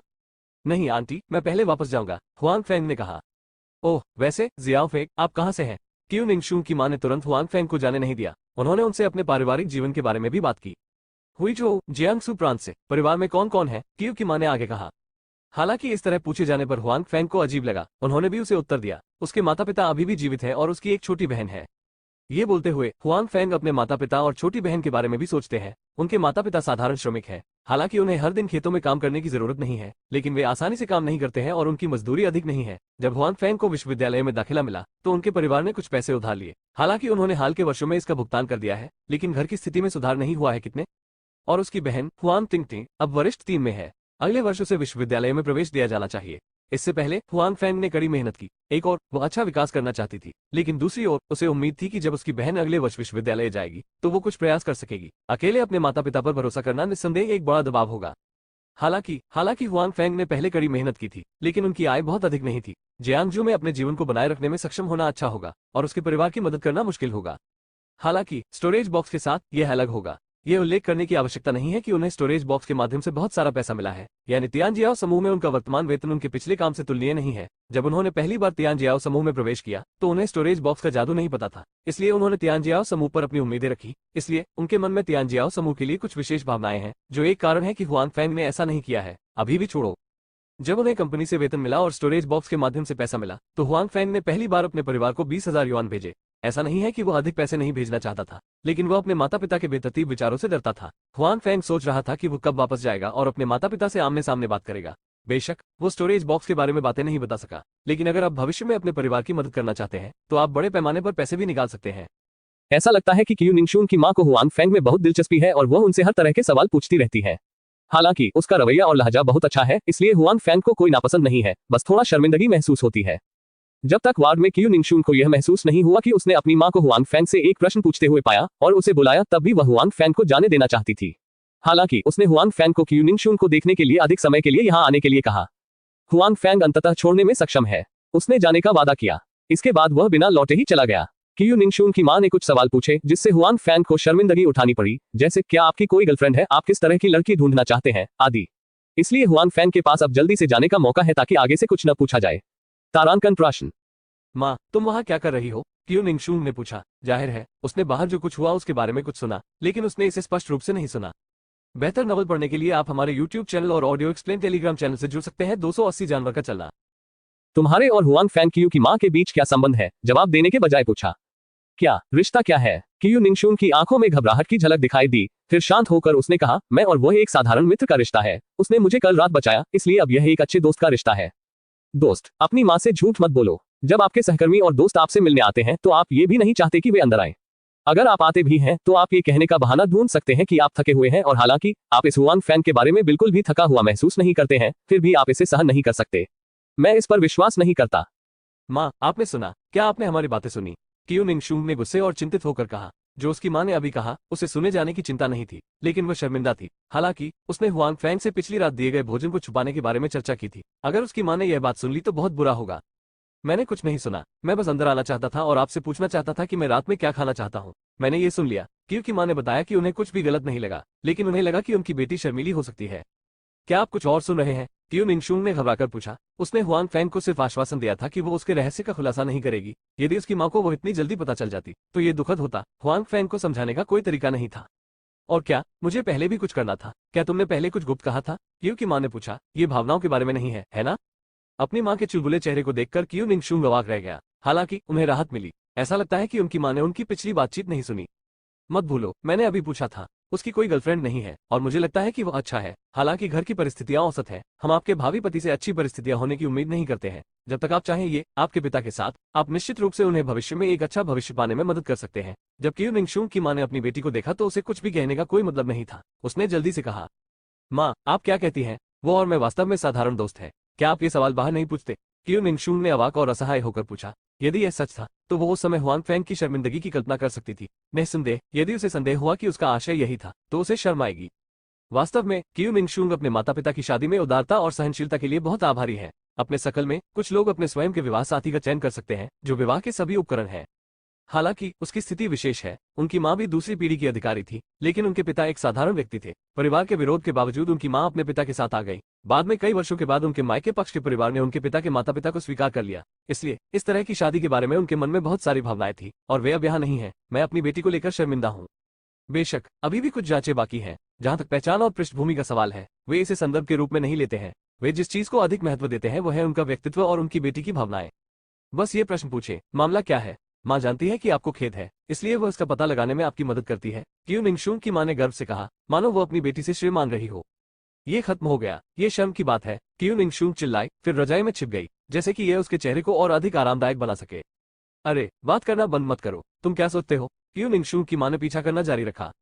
अपनी बेटी की शादी के लिए उन्होंने अपना दिल भी तोड़ दिया। हालांकि उसने उसकी पारिवारिक पृष्ठभूमि के बारे में नहीं पूछा, लेकिन उसे अपनी बेटी के साथ धोखा होने की चिंता थी। इसके अलावा उसकी बेटी छोटी नहीं थी और उसे प्यार होने वाला था। अब तक कई लोग उनका पीछा कर रहे हैं। हालांकि उसे ये हुआंग फैंग पसंद नहीं आया। उसकी बेटी का कुछ मतलब लगता है। इसमें कोई आश्चर्य नहीं कि वो इतनी चिंतित है। जब क्यू निंगशुंग पर उसकी माँ ने बमबारी की तो हुआंग फैंग अपने घर वापस भाग गया। जब क्यू निंगशुंग की माँ ने बस इतना कहा तो यह वास्तव में उसे शर्मिंदा कर गया। यहाँ तक कि अगले कुछ दिनों में भी वो क्यू निंगशुंग को देखने के लिए अस्पताल जाने से डरता था। उसे डर था कि उसकी माँ दोबारा पूछेगी। इस बार भंडारण बॉक्स में उसे कुछ भी नहीं मिला और हुआंग फैंग को कोई परवाह नहीं थी। वो अपने लिए कुछ खाना लेने के लिए रसोई में गया, जबकि जियाओबाई एक पिल्ला की तरह अपनी पूंछ हिलाते हुए उसके पीछे चल रही थी। छोटे लड़के, मैं इतने दिनों से यहाँ हूँ और मैं तुम्हें टहलने के लिए बाहर नहीं ले गया। खाना खा लेने के बाद चलो टहलने के लिए बाहर चलते हैं, हुआंग फैंग ने जियाओबाई से कहा। लेकिन वह जानता था कि जियाओबाई उसे समझ सकती है। निश्चित रूप से उसने जो कहा उसे सुनने के बाद जियाओबाई ने उसके पैर को कुछ बार रगड़ा और छोटी पूंछ और भी अधिक खुशी से हिलने लगी। जाहिर है वो भी बाहर घूमने जाना चाहता था। आखिरकार वो इस घर में घुटन से भरा हुआ था और उसके दिल को कष्ट देना आसान नहीं था। दूसरों के पालतू कुत्ते अभी भी टहलने के लिए निकले हुए थे। वो एक जानवर था और वो हर समय इस घर में फंसा रहता था। वो कैसे शर्मिंदा हो सकता है? बेशक अगर आप अकेले बाहर जाना चाहते हैं तो ये बहुत मुश्किल नहीं है, लेकिन हुआंग फैंग ने पहले ही बता दिया था, यदि वह आपके पास नहीं है तो इधर उधर न भागे। हुआंग फैंग को दुर्घटनाओं का डर है, इसलिए यदि भी आप बाहर जाना चाहते हैं फिर भी आप घर पर ही रहेंगे। रात्रिभोज के बाद हुआंग फैंग ने अपना वादा नहीं तोड़ा। हालांकि वो एक भेड़िया था, वो अभी भी एक जानवर था, लेकिन वो अभी तक बड़ा नहीं हुआ है। वो एक छोटे कुत्ते जैसा दिखता है। इसके अलावा वो उस प्रकार का कुत्ता है जो प्यारा और हानिरहित दिखता है। हालांकि मुझे पता है कि छोटा लड़का बहुत आज्ञाकारी है। हुआंग फैंग ने उसके चारों ओर एक रस्सी डाल दी है ताकि बाद में अन्य लोगों से डर न लगे। हालांकि छोटा लड़का हुआंग फैंग द्वारा अपनी गर्दन के चारों ओर रस्सी डालने से असंतुष्ट है ताकि वो बाहर जाकर खेल सके, फिर भी वो धैर्यवान और आज्ञाकारी है। अभी पूरी तरह अंधेरा नहीं हुआ है। इस समय सुबह और शाम का भोजन करने वाले कुछ लोग व्यायाम और आराम करने के लिए निकले हैं। हालांकि पड़ोस के कई सफेदपोश कर्मचारी कंपनी में काम करते हैं, उनमें से कुछ स्थानीय निवासी हैं। तो ऐसे कई लोग हैं जो शाम को खेलने के लिए बाहर आते हैं। कुछ चौक पर नृत्य कर रहे हैं, कुछ पैदल चल रहे हैं। निश्चित रूप से जोड़ों के लिए बैठने और बातचीत करने के लिए भावनात्मक माहौल वाली जगह ढूंढना भी आवश्यक है। बेहतर नॉवल पढ़ने के लिए आप हमारे YouTube चैनल और ऑडियो एक्सप्लेन टेलीग्राम चैनल से जुड़ सकते हैं। 281 टूटा हुआ है। बेशक हुआंग फैंग की तरह कुत्तों को घुमाने वाले लोग भी हैं। ऐसा लगता है कि छोटे आदमी ने उसी तरह का कुत्ता देखा और वो कुत्तों की ओर दौड़ना चाहता था। जब कुत्तों ने इसे देखा तो वे आज्ञाकारी लग रहे थे और हुआंग फैंग की ओर भागना भी चाहते थे। इसलिए रास्ते में हुआंग फैंग को इस स्थिति की 2 या 3 लहरों का सामना करना पड़ा। वो केवल एक दूसरे के गुरु को देख सकते थे और मुस्कुरा सकते थे, थोड़ी बात कर सकते थे, लेकिन कुछ लोगों को भी जान सकते थे। एक अंधेरी जगह में हुआंग फैंग ने अचानक कुत्तों के भौंकने की आवाज सुनी। इसमें कोई अजीब बात नहीं है, इस समुदाय में बहुत सारे कुत्ते हैं। वो अभी कई लोगों से मिले। इस बार उसने न केवल कुत्ते के भौंकने की आवाज सुनी बल्कि बच्चे के रोने की आवाज भी सुनी। उसकी आवाज डर से भरी थी और थोड़ी उदास भी। ऐसा लग रहा था जैसे वो किसी चीज से डर रहा हो। उसने बहुत जोर से रोने की हिम्मत नहीं की। हुआंग फैंग जल्दी से कुछ कदम चला और एक छोटे से फूल की झाड़ी के किनारे पर एक विशाल कुत्ते को देखा। वो एक बच्चे को देखकर मुस्कुरा रहा था और चिल्ला रहा था, मानो वो किसी भी समय दौड़कर बच्चे को काट लेगा। और बच्चा स्पष्ट रूप से बड़े कुत्ते का मालिक नहीं है। जहां तक उसका असली मालिक कहाँ है, हुआंग फेंग को नहीं पता, कम से कम यहाँ के आसपास तो नहीं। हुआंग फेंग जियाओबाई के साथ भागता है और बच्चों को वापस लाना और उनकी रक्षा करना चाहता है। हालांकि ऐसा लगता है कि कुत्ता हुआंग फेंग जैसे वयस्क से बिल्कुल भी नहीं डरता। जब वो हुआंग फेंग को आते देखता है तो वो उस पर चिल्लाता भी है। जैसे ही हुआंग फेंग ने बच्चे को अपनी पीठ पर खींचा, कुत्ता आखिरकार चला गया और सीधे हुआंग फेंग के पास पहुंच गया। हुआंग फेंग की नजरें तेज है। जब वो करीब आता है तो वो उसे अतीत में लात मारता है और बाहर निकाल देता है। तुम्हारी मेरे कुत्ते को लात मारने की हिम्मत कैसे हुई? क्या तुम्हें पता है कि मेरा कुत्ता कितना महंगा है? भले ही मैं तुम्हें एक कमजोर आदमी के रूप में बेच दूं, मैं अपने जनरल के लिए भुगतान नहीं कर सकता। इसी समय अचानक क्रोधी चेहरे वाला एक युवक कहीं से प्रकट हुआ। कुत्ते को उड़ने के लिए लात मारी गई। जब उसने दूसरी तरफ देखा तो वो दूसरी तरफ दौड़ा, दूसरी तरफ से रोने लगा जैसे वो मुकदमा कर रहा हो। छोटी बहन, रोना बंद करो, ये ठीक है। हुआंग फेंग ने युवक की परवाह नहीं की, बल्कि बच्चे को सांत्वना देने के लिए आगे बढ़े। मैंने इसे दूर से स्पष्ट रूप से नहीं देखा था, लेकिन अब हुआंग फेंग को पता चला कि बच्ची एक छोटी लड़की है। वो गुलाबी नक्काशी और जैद नक्काशी वाली एक छोटी लड़की की तरह दिखती है। वो बहुत प्यारी है। हालांकि इस समय उसके चेहरे पर गुड़िया की तरह आंसू लटक रहे हैं और उसका चेहरा घबराहट से भरा हुआ है। उसके हाथों ने हुआंग फेंग के कब्जों को कसकर पकड़ रखा था, मानो वो हुआंग फेंग के भाग जाने से डर रही हो। ये ठीक है प्रिय, ये ठीक है, हुआंग फेंग ने दिलासा देना जारी रखा। बस उम्मीद है कि चीजें उसके युवा दिल में कोई छाया नहीं छोड़ेंगी। मैं बकवास करता हूँ, तुम छोटे बदमाश हो, मैं तुमसे बात कर रहा हूँ, क्या तुम मुझे सुन रहे हो? युवक ने देखा कि हुआंग फेंग उससे बात नहीं कर रहा था, बल्कि वो एक छोटी लड़की से बात कर रहा था, और वो तुरंत क्रोधित हो गया। आप अपने कुत्ते को कैसे देखते हैं और बिना रस्सी बांधे उसे बाहर लाते हैं और उसे इधर उधर भागने देते हैं? लोगों को काटने के बारे में क्या ख्याल है? हुआंग फेंग खड़े हुए और एक दूसरे से सवाल किया। अरे, तुमने मुझे सबक सिखाने की हिम्मत कैसे की? मेरे कुत्ते, मैं क्या चाहता हूँ? क्या तुम प्रबंधन करना चाहते हो? मुझे बताओ, अभी तुमने मेरे जनरल को लात मारी, तुम इसकी कीमत कैसे चुकाओगे? युवक ने न केवल ऐसा किया, बिल्कुल भी पछतावा नहीं था, लेकिन ये भी चाहता था कि हुआंग फेंग मुआवजा दे। हुआंग फेंग थोड़ा गुस्से में थे और बोले, आपके कुत्ते ने अभी अभी इस बच्चे को लगभग काटा है, आप इसकी भरपाई कैसे कर सकते हैं? मैं तुम्हारी माँ को मुआवजा दूंगा। युवक स्पष्ट रूप से गुस्से में था। वो अकेले घूमती थी और मेरे कुत्ते को दोषी ठहराती थी। इसके अलावा मेरा कुत्ता काटता नहीं है, क्या वो ठीक नहीं है? हाँ हाँ, अगर मैं थोड़ी देर बाद आऊंगा तो चीजें वैसी नहीं होंगी जैसा आपने कहा था, हुआंग फेंग ने कहा। हालांकि वो एक दूसरे से ज्यादा उलझना नहीं चाहते थे, और फिर कहा, जब आप अपने कुत्ते को घुमाएं तो उस पर रस्सी डालना याद रखें, अन्यथा वो देर सबेर मर जाएगा। जब उसने हुआंग फेंग की धमकी सुनी तो युवक और अधिक क्रोधित हो गया, खासकर जब उसने देखा कि हुआंग फेंग वहां से जाना चाहता था, लेकिन वो अपने कुत्ते के लिए न्याय पाना चाहता था। वो हुआंग फेंग को इस तरह कहा जाते हुए देखना चाहता था। जनरल, जाओ और उस छोटे आदमी को मार डालो। युवक की हिम्मत नहीं हुई कि वह अपने कुत्ते को सीधे हुआंग फेंग और छोटी लड़की को काटने दे। आखिरकार वो वास्तव में अपने कुत्ते को जानता था। वो बहुत क्रूर था। यदि उसने सचमुच उसे मार डाला तो वो उसे नियंत्रित नहीं कर सका, तो उस पर असर पड़ेगा। इसलिए उन्होंने हुआंग फेंग के बगल में जियाओबाई पर अपना विचार रखा। लोग, वो अपने कुत्ते को उसे मारने नहीं दे सकता, लेकिन उसे दूसरे के कुत्ते की परवाह नहीं है। इसके अलावा इस तरह वो हुआंग फेंग को भविष्य में अपने स्वयं के व्यवसाय में हस्तक्षेप न करने का सबक भी सिखा सकता है, और वो सिर्फ अपने कुत्ते को लात मारने का बदला ले सकता है। वास्तव में हुआंग फेंग के पास जियाओबाई लंबे समय से इस बड़े कुत्ते से परेशान है, लेकिन हुआंग फेंग ने उसे पकड़ रखा है और वो उससे दूर नहीं जा सकता। इसके अलावा इसे हुआंग फेंग का ऑर्डर नहीं मिलता है और यह इधर उधर नहीं भागेगा। लेकिन अब बड़ा कुत्ता अप्रत्याशित रूप से खुद को रक्षात्मक रूप से देखता है और फिर वास्तव में उसकी ओर दौड़ता है। छोटा गुगुलन इतना खुश है कि वो नहीं जा रहा है, इसलिए वो पीछे मुड़ता है और बड़े कुत्ते को घूरता है। इस समय हुआंग फेंग को भी उसके पीछे की स्थिति का पता चला। वो जियाओबाई के बारे में चिंतित था। हालांकि वो एक जानवर था, फिर भी वो बड़ा नहीं हुआ था। जरूरी नहीं कि वो बड़े कुत्ते का प्रतिद्वंद्वी हो, इसलिए हुआंग फेंग उसे वापस खींचकर बड़े कुत्ते को सबक सिखाना चाहता था। हालांकि उसने पाया कि वो जियाओबाई को नहीं खींच सका। जियाओबाई को मानो जमीन पर कीलों से थोप दिया गया हो। उसने एक पैसा भी नहीं हिलाया। वो अभी भी बड़े कुत्ते को घूर रहा था। हुआंग फेंग चिंतित है, ये देखकर कि बड़ा कुत्ता आ रहा है। हुआंग फेंग आगे बढ़ रहा है और उसे लात मारकर भगाना चाहता है जैसे उसने अभी किया था। ये सिर्फ इतना है कि हुआंग फेंग अभी तक स्थानांतरित नहीं हुआ है। जियाओबाई ने सबसे पहले छलांग लगाई है, हालांकि उसके पैर अभी भी बहुत छोटे हैं। हालांकि छलांग की ऊंचाई बिल्कुल भी कम नहीं है। फिर हुआंग फेंग की तरह वो अपना दाहिना अगला पैर फैलाता है, बड़े कुत्ते को निचले माथे पर लात मारता है और बड़े कुत्ते को लात मारता है। हुआंग फेंग और युवक ने इस दृश्य को कुछ घबराहट से देखा। उन्हें उम्मीद नहीं थी कि जियाओबाई के छोटे से शरीर में इतनी बड़ी शक्ति होगी। बड़े कुत्ते के पास कम से कम 100 से अधिक जिम थे, लेकिन उसने उसे इतनी आसानी से लात मारकर गिरा दिया। इसके अलावा उड़ान की ऊंचाई कम नहीं थी। हुआंग फेंग थोड़ा स्तब्ध और मजाकिया है। जियाओबाई स्पष्ट रूप से अपने कार्यों की नकल कर रही है, अन्यथा उसके आक्रमण का मतलब ऐसी उड़ती हुई किक से भी अधिक काटने वाला होना चाहिए। हुआंग फेंग को लगता है कि लंबे समय तक उनके साथ रहने के बाद जियाओबाई खुद बुरा नहीं होंगी। बेहतर नॉवल पढ़ने के लिए आप हमारे YouTube चैनल और ऑडियो एक्सप्लेन टेलीग्राम चैनल से जुड़ सकते हैं। 282 अंकल। जहां तक जियाओबाई की सुरक्षा की बात है, हुआंग फेंग को अब इसकी चिंता नहीं है। इस तरह के कदम से वो बड़े कुत्ते को आसानी से मार देता है और उसे जियाओबाई के नुकसान के बारे में बिल्कुल भी चिंता नहीं होती है। यह एक जानवर है। हुआंग फेंग ने भावुक होकर कहा कि जियाओबाई का जन्म लंबे समय से नहीं हुआ था और वह अभी भी छोटी थी। हालांकि वो इतने बड़े आदमी से नहीं डरता था और लड़ाई में उसका पलड़ा भारी था। जियाओबाई की किक बहुत कुशल थी। बड़ा कुत्ता ऊंचा उड़ रहा था, लेकिन वो ज्यादा दूर तक नहीं उड़ सका, इसलिए गिरने के बाद भी वो उसके पैरों के पास ही था। वो सीधे उछला, उसके शरीर पर पैर रखा, रौंदा और काटा। सबसे पहले बड़ा कुत्ता संघर्ष करना चाहता था, लेकिन जल्द ही उसने प्रतिरोध की ताकत और दिमाग खो दिया। उसने पाया कि वो इससे छुटकारा नहीं पा सकता, ऐसा करना व्यर्थ था। मरे कुत्ते, तुम क्या कर रहे हो? मेरे जनरल से दूर हो जाओ।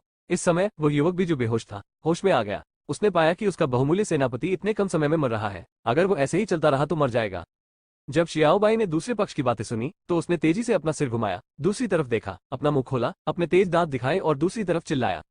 वो आदमी जियाओबाई की हरकतों और अभिव्यक्ति से चौंक गया और अनजाने में 2 कदम पीछे हट गया। जब उसने पाया कि उसने कुछ शर्मनाक प्रदर्शन किया है तो उसका चेहरा शर्मिंदगी और शर्म से भर गया था, लेकिन उसने अब जियाओबाई को रोकने की हिम्मत नहीं की। जियाओबाई भयंकर थी, लेकिन उसने इसे अपनी आंखों से देखा। युद्ध की प्रभावशीलता के मामले में उसने नहीं सोचा था कि वो जनरल से बेहतर है। जियाओबाई, इसे भूल जाओ। इस समय हुआन फैंग ने कहा कि बड़े कुत्ते को जियाओबाई ने हर जगह काट लिया था और उसकी आंखों में कोई क्रूरता नहीं थी। इसके बजाय वो दयनीय था, मानो जियाओबाई से इसे जाने देने के लिए प्रार्थना कर रहा हो। हुआन फैंग की बातें सुनकर जियाओबाई दूसरी तरफ से नीचे उतर जाती है। बड़ा कुत्ता उठकर भागना चाहता है और जियाओबाई फिर से दहाड़ती है। बड़ा कुत्ता फिर से भागने की हिम्मत नहीं करता है और फिर उसी स्थान पर लेट जाता है और जियाओबाई को दयनीय दृष्टि से देखता है। जियाओबाई संतुष्ट होकर हुआन फैंग के चरणों में आई और चुपचाप खड़ी रही। याद रखें, मैंने अभी आपसे कुछ कहा था, ये डरावना नहीं है। जब आप अपने कुत्ते को घुमाते हैं, यदि आप फिर से रस्सी नहीं बांधते हैं तो आपका कुत्ता वास्तव में मर सकता है, हुआन फैंग ने युवक से कहा। युवक 2 वाक्यों का खंडन करना चाहता था, लेकिन जब उसने जियाओबाई को हुआन फैंग के पास देखा तो वो जो कहना चाहता था उसे निगल गया। जियाओबाई में वास्तव में क्षमता है। हालांकि वो जियाओबाई को अलग तरह से देखता है। अगर उसके पास जियाओबाई जैसा मजबूत पालतू जानवर हो तो उसके दोस्तों के बीच उसकी अच्छी पहचान होगी। उसकी नजर में पहले का शक्तिशाली सेनापति उसका प्रतिद्वंद्वी नहीं है और अन्य कुत्ते तो और भी कम आकर्षक हैं। इसलिए उसने जियाओबाई के बारे में अपना मन बना लिया और सोचा कि कैसे जियाओबाई को अपना बनाया जाए। उन्हें पता ही नहीं चला कि कब उनका कुत्ता उनके पास आ गया। उसने इसे तब तक नहीं देखा जब तक कि दूसरे पक्ष ने उसके पैर को नहीं रगड़ा। रास्ते से हट जाओ, तुम बेकार चीज हो। युवक ने बड़े कुत्ते को लात मार दी। वो बड़ा कुत्ता, जो पहले उसकी नजर में एक खजाने के रूप में मौजूद था, बिल्कुल कचरे की तरह है। वो इसे देखना भी नहीं चाहता। इस समय उसका दिमाग जियाओबाई पर है। जब बड़े कुत्ते ने अपने मालिक का रवैया देखा तो उसकी आगे बढ़ने की हिम्मत नहीं हुई। वो बहुत दूर नहीं था, अपने घाव को चाट रहा था और करा रहा था। उसकी आवाज दयनीय और दयनीय थी। हालांकि युवक ने इसे ऐसे नहीं देखा जैसे उसने इसे सुना ही न हो।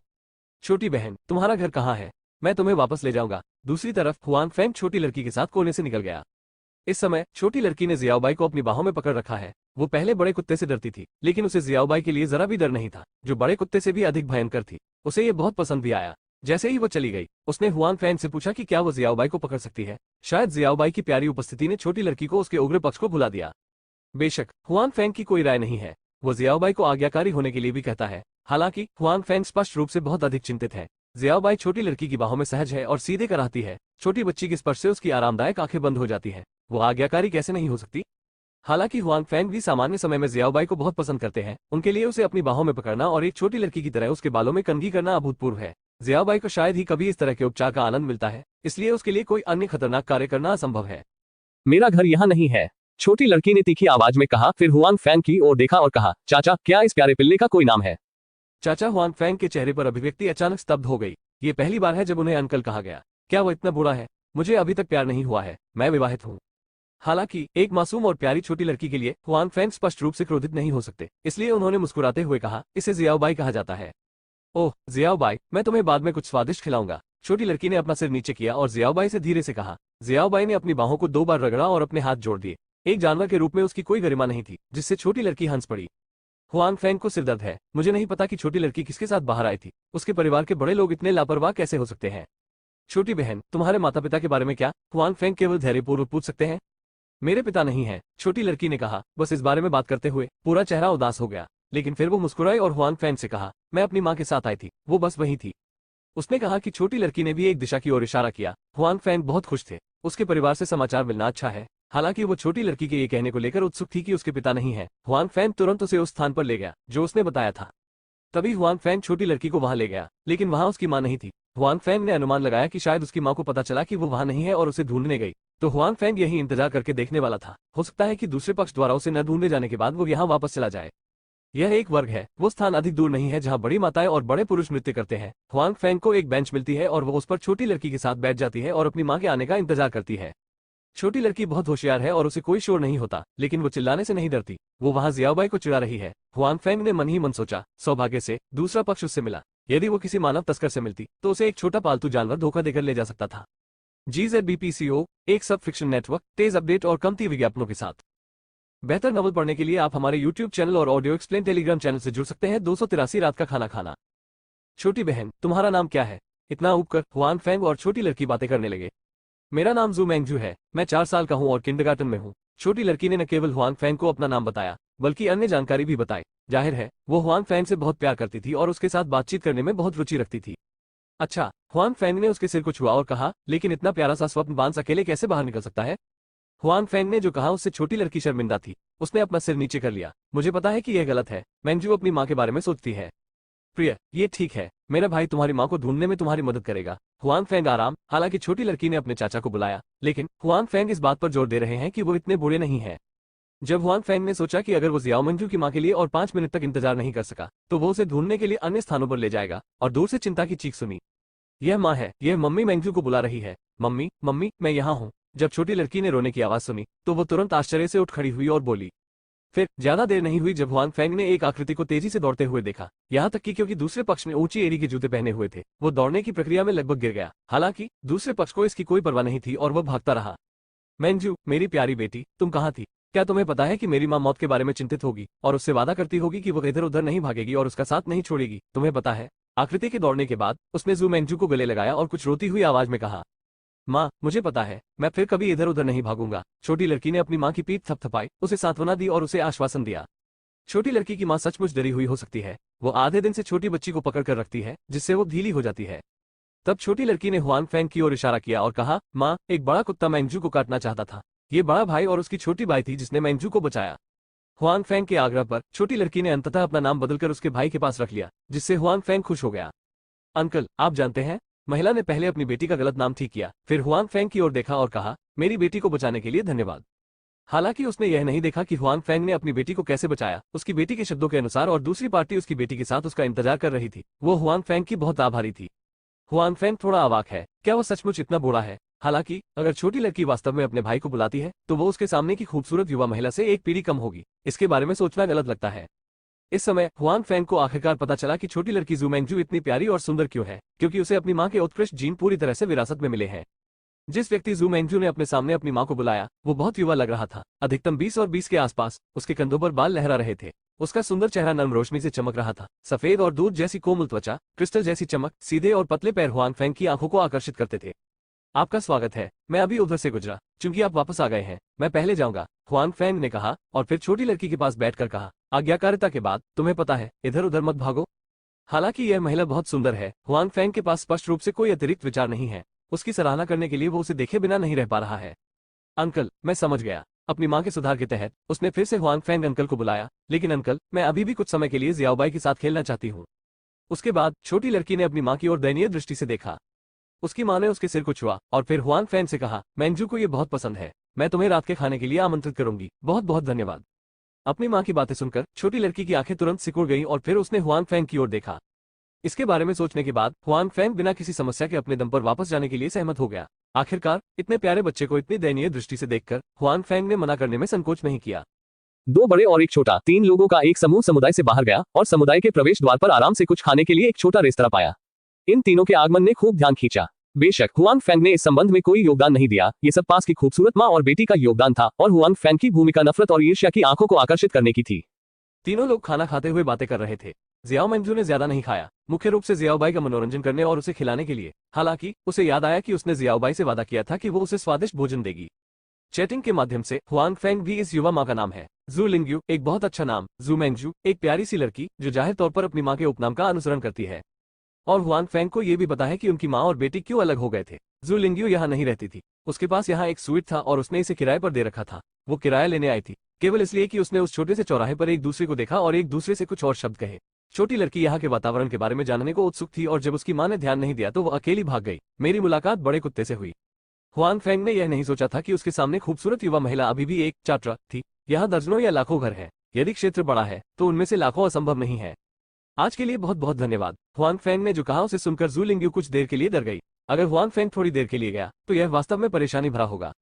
आपका स्वागत है, छोटी बच्ची प्यारी है। हुआन फेंग जू मेंगजू को देखता है और कहता है कि छोटी लड़की ने हुआन फेंग के शब्द सुने होंगे। वो हुआन फेंग पर अपनी जीभ भी उगलती है और मीठी मुस्कान देती है। रात के खाने के बाद शुंग आसानी से अलग हो गया। ये देखा जा सकता है कि छोटी लड़की जू मेंगजू वास्तव में जियाओबाई को पसंद करती है। जब वह अलग हुई तो वह हार मानने को तैयार नहीं थी। उसके आंसू बह रहे थे और वह दयनीय थी। यदि यह आदमी जानवर नहीं होता तो हुआंग फैंग को बाद में इसे वितरित करने के लिए इस पर निर्भर रहना पड़ता। इसके अलावा अगर उसे ये बहुत पसंद आया तो हुआंग फैंग वास्तव में इसे छोटी लड़की को देना चाहता था। अंत में हुआंग फैंग केवल उसे सांत्वना दे सका और उसे अपना पता और संपर्क जानकारी बता सका। यदि आप जियाओबाई चाहते हैं तो आप इसे देख सकते हैं। कितनी प्यारी छोटी लड़की है। वापस जाते समय हुआंग फैंग ने सोचा। GZBPCO, एक सब फिक्शन नेटवर्क, तेज अपडेट और कमती विज्ञापनों के साथ। बेहतर नॉवल पढ़ने के लिए आप हमारे YouTube चैनल और ऑडियो एक्सप्लेन टेलीग्राम चैनल से जुड़ सकते हैं। 284 प्रवक्ता। अगले कुछ दिनों में हुआंग फैंग हमेशा की तरह कंपनी में काम करने गए। अपनी आंतरिक शक्ति का आसानी से अभ्यास किया और साथ ही उन्होंने प्रगति को समझने के लिए फोन द्वारा कारखाने से संपर्क किया, लेकिन इसमें देरी नहीं हुई। कारखाने की प्रगति अभी भी बहुत सुचारू है। आखिरकार हुआंग फैंग ने कारखाने में उपकरण और श्रमिकों को एक साथ रखा। इसे खरीदने के बाद उन्होंने सुधार के लिए बहुत पैसा खर्च किया। इसके अलावा गुओ लियांग और अन्य लोग कुछ करने की पूरी कोशिश कर रहे हैं, तो कुछ ही दिनों में फैक्ट्री शुरू होने के लिए तैयार हो जाएगी। कल फैक्ट्री औपचारिक उत्पादन शुरू कर देगी। मैंने कहा, क्या आपके बड़े मालिक को अपना चेहरा दिखाना चाहिए? फोन पर गुओ लियांग ने हुआंग फैंग के साथ मजाक किया। गुओ लियांग इन दिनों हुआंग फैंग की तरह सहज नहीं है। वो पूरे दिन इधर उधर भागता रहता है, औपचारिकताओं में व्यस्त रहता है और मेहमानों को रात के खाने पर आमंत्रित करता है।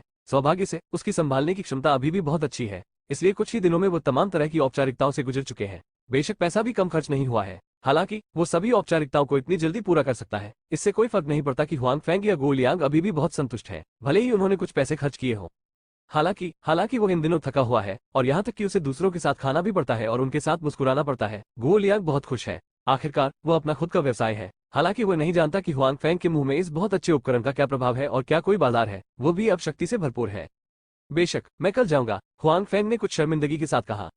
इस दौरान वो काफी काम कर रहे हैं, लेकिन गुओ लियांग व्यस्त है, इसलिए वो थोड़ा शर्मिंदा भी है। कल फैक्ट्री में उत्पादन की आधिकारिक शुरुआत है। हुआंग फैंग स्वाभाविक रूप से साइट पर जा रहे हैं। अगर वो कल नहीं पहुंचे तो ये थोड़ा अजीब होगा।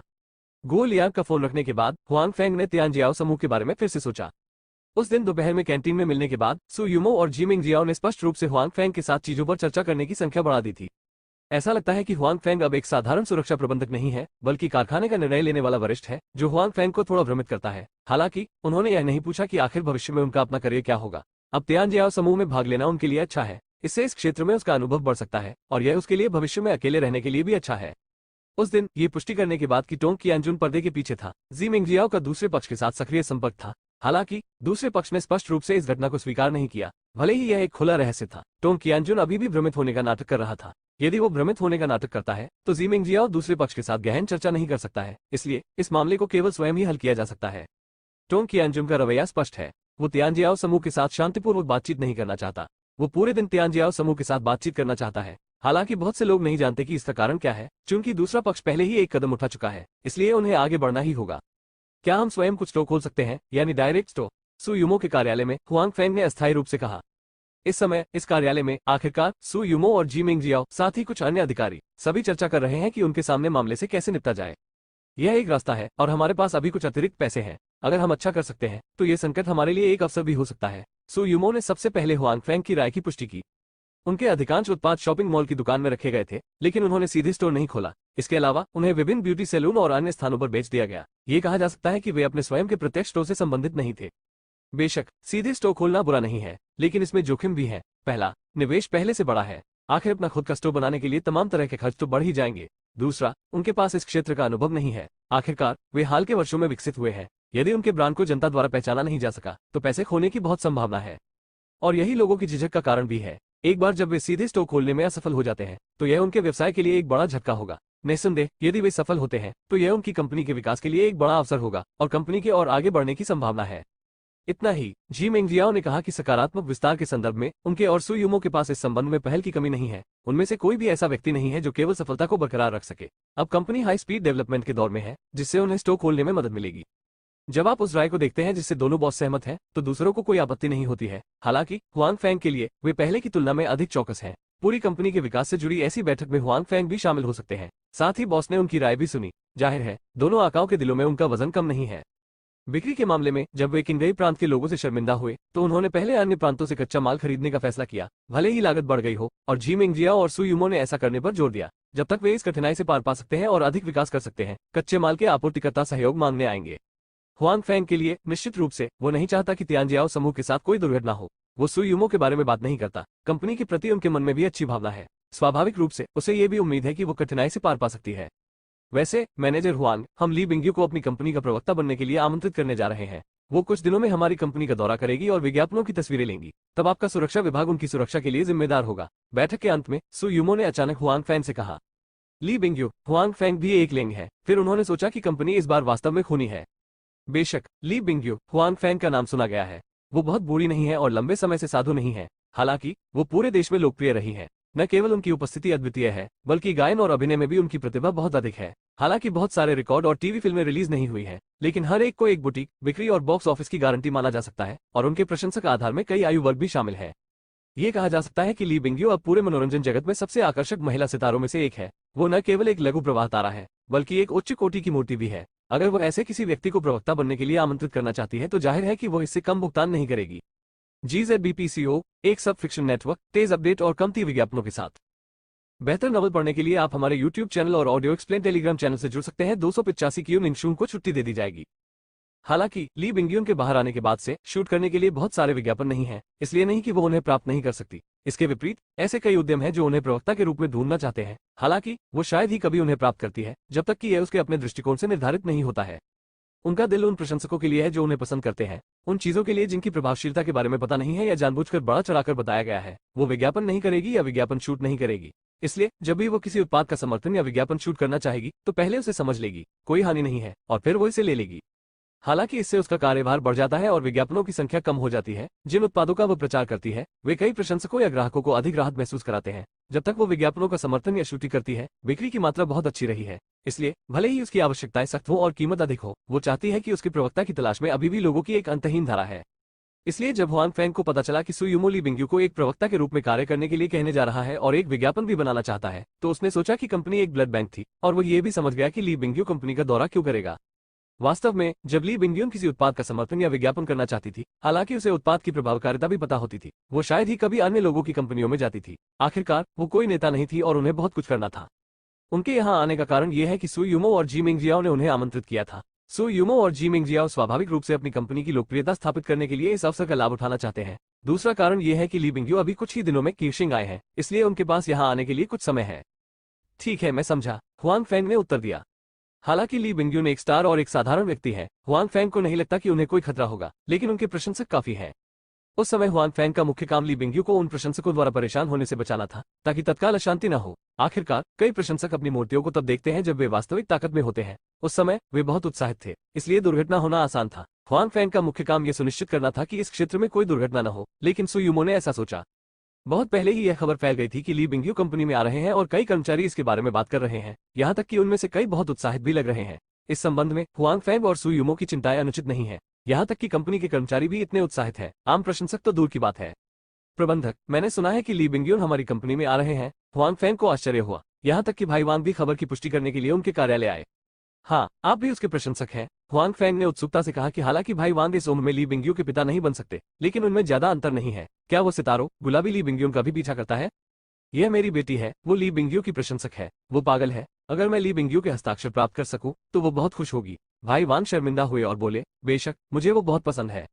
सच कहूं तो ऐसे बहुत से लोग नहीं हैं जो ली बिंग्यू को पसंद नहीं करते, खासकर पुरुष। हालांकि हुआंग फैंग उनके प्रशंसक नहीं है, लेकिन वो भी उन्हें बहुत पसंद करते हैं। आखिरकार वो सुंदर है, उसका चरित्र अच्छा है, उसके पास लगभग कोई गपशप नहीं है और वो अपने प्रशंसकों के लिए बहुत जिम्मेदार है। ये किसे पसंद नहीं है? हालांकि हुआंग फैंग ने सोचा कि मनोरंजन मंडल जैसी जगहों पर वे बहुत सुंदर हैं और अभी तक कोई गपशप नहीं हुई है। ली बिंग्यू की कुछ पृष्ठभूमि होनी चाहिए। मुझे लगता है कि आपको हस्ताक्षर करने का मौका मिलेगा, क्योंकि तब हम उसके अस्थायी अंगरक्षक होंगे, हुआंग फैंग ने कहा। वास्तव में ये बहुत अच्छा है, भाई वांग ने खुशी से कहा। वो पहले से ही सोच रहा था कि उसे अपना ऑटोग्राफ कैसे देना है। जब वो वहां पहुंचता तो उसे अपनी बेटी के सामने लड़ना पड़ता। मैंने भाई वांग को विदा कर दिया और हुआंग फैंग भी कंपनी के माहौल से संक्रमित हो गए। मैं ली बिंग्यू के आने की उम्मीद कर रहा था। जब हुआंग फैंग बकवास सोच रहा था, उसका फोन बज उठा। एक बार यह क्यू निंगशूंग का फोन था। हुआंग फैंग को सिर दर्द हुआ। जब मैं उस दिन क्यू निंगशूंग से मिलने गया तो मैंने वादा किया कि मैं अक्सर उससे मिलने जाऊंगा। हालांकि अपनी मां के उत्साह को देखते हुए हुआंग फैंग ने थोड़ा हार मान ली, इसलिए मैं इन दिनों वहां नहीं गया। लेकिन क्यू निंगशूंग ने फोन पर पूछा कि मैं उनसे मिलने क्यों नहीं गया और बात क्यों नहीं की। हुआंग फैंग केवल ये कह सकते हैं कि वो बहुत व्यस्त रहे हैं। क्यू निंगशूंग कुछ कारणों का अनुमान लगाने में सक्षम था, इसलिए हालांकि उसने हर समय हुआंग फैंग को फोन किया, लेकिन उसने उसे देखने के लिए अस्पताल जाने के लिए मजबूर नहीं किया। उन्होंने फोन पर खूब बातें की। हालांकि उसे कुछ सिरदर्द था। हुआंग फेंग अभी भी फोन पर था, लेकिन वो सोच रहा था कि आज कौन सा बहाना इस्तेमाल किया जाए। जब हुआंग फेंग ने यह नहीं सोचा था कि मुझे कल छुट्टी मिल जाएगी, क्यू निंगशुंग ने फोन कनेक्ट होने के बाद उन्हें अस्पताल जाने के लिए नहीं कहा, बल्कि कहा कि उन्हें कल छुट्टी दे दी जाएगी। बधाई हो, हुआंग फेंगलिंग ने थोड़ी देर बाद कहा। क्या कल तुम्हारे पास समय है? क्यू निंगशुंग ने फिर पूछा जब उन्होंने अस्पताल छोड़ा। क्यू निंगशुंग अभी भी हुआंग फेंग को देखना चाहते थे। कल हुआंग फेंग कहने जा रहा है कि उसे कल कुछ करना है। आखिरकार उसने गो लियांग से वादा किया कि वो कल फैक्ट्री जाएगा। कुछ और? क्यू निंगशुंग ने कहा कि हालांकि वो जानता था कि हुआंग फेंग क्यों नहीं आया, क्यू निंगशुंग अभी भी निराश था और हुआंग फेंग को नहीं देख सका। जब हुआंग फेंग ने क्यू निंगशुंग की बातें सुनी तो वो थोड़ा शर्मिंदा हुआ। वो अक्सर उनसे छुटकारा पाने का बहाना ढूंढता रहता था। अब सचमुच कुछ गड़बड़ है, दूसरे लोग इस पर विश्वास नहीं करेंगे। इसके अलावा क्यू निंगशुंग के शब्दों में खोया हुआ स्वर, हुआंग फेंग अभी भी इसे सुन सकता है। हुआंग फेंग ने इसके बारे में सोचा। कल सुबह फैक्ट्री में एक सादा समारोह होगा। अभी 10 बजे है, लेकिन अभी थोड़ा वक्त होगा। मैं क्यू निंगशुंग से मिलने जा सकता हूँ। आखिरकार मैंने पहले वादा किया था, लेकिन मैं वहां नहीं गया। कल उन्हें डिस्चार्ज कर दिया जाएगा। मुझे जाकर देखना चाहिए कि मैंने क्या किया है। मेरे पास कल का समय है, मैं तुम्हें ले लूंगा और अस्पताल छोड़ दूंगा, हुआंग फेंग ने कहा। हालांकि वो ये भी जानते थे कि क्यू निंगशुंग की मां निश्चित रूप से जाएंगी और उन्हें इसे खुद लेने की जरूरत नहीं थी। उसे तो बस कुछ देर के लिए जाना था। वास्तव में ये सौदा है। यदि आप कल नहीं आते हैं तो मैं अस्पताल में रहूंगा, क्यू निंगशुंग ने कुछ विनम्रता के साथ कहा। जाओ, सुनिश्चित करो, हुआंग फेंग ने मुस्कुराते हुए कहा। हालांकि उन्हें लगता है कि दुर्घटना से पहले क्यू निंगशुंग का अपने प्रति रवैया स्पष्ट रूप से अलग था। क्या यह उस रात की वजह से है? हुआंग फेंग ने फोन रखने के बाद सोचा। GZBPCO, एक सब फिक्शन नेटवर्क, तेज अपडेट और कमती विज्ञापनों के साथ। बेहतर नॉवल पढ़ने के लिए आप हमारे YouTube चैनल और ऑडियो एक्सप्लेन टेलीग्राम चैनल से जुड़ सकते हैं। 286 एक नजर डालें। मैं किसे कॉल कर सकता हूँ? बहुत खुश। वार्ड में क्यू निंगशुंग की मां अंदर आई और उन्होंने क्यू निंगशुंग को अपना मोबाइल फोन पकड़कर हंसते हुए देखा। मुझे खुशी है कि मुझे बिना किसी को बुलाए कल छुट्टी मिल जाएगी, क्यू निंगशुंग ने कहा। अभी तक नहीं, क्यू निंगशुंग की मां ने बेरहमी से उसके झूठ को खारिज कर दिया और कहा, जब मुझे पता था कि मैं अस्पताल छोड़ने जा रही हूँ तो मैंने तुम्हें इतना खुश नहीं देखा। जब मैं बाहर गई और फोन किया तो मैं मुस्कुरा रही थी। ये स्पष्ट नहीं है। बिल्कुल नहीं, क्यू निंगशुंग अपनी मां से शर्मिंदा था। क्या आप फिर से हुआंग फेंग को बुला रहे हैं? क्यू निंगशुंग की मां ने कहा। मैं किसे कॉल कर सकता हूँ? इस समय वार्ड का दरवाजा खुला था और निर्देशक क्यू चेहरे पर मुस्कान के साथ अंदर आए। प्यूमा का मामला अब मूल रूप से बंद किया जा सकता है। उनकी बेटी को कल छुट्टी मिल जाएगी। निर्देशक क्यू अच्छे मूड में है। हुआंग फेंग वो युवक है जिसने हमारी बेटी को बचाया, क्यू निंगशुंग की मां ने कहा। मां, बकवास मत करो। क्यू निंगशुंग और भी अधिक शर्मिंदा थी, लेकिन उसे ज्यादा चिंता नहीं थी। अगर उसके माता पिता उस तरह के माता पिता होते जिन्हें उसकी शादी की जरूरत होती तो वह अपने मन की बात दिखाने की बिल्कुल भी हिम्मत नहीं करती। मैं कुछ नहीं कह रहा हूँ, क्यू निंगशुंग की मां ने जवाब दिया। हालांकि हुआंग फेंग बहुत अज्ञानी है। वो इन दिनों एक बार आपके अस्पताल में आया था।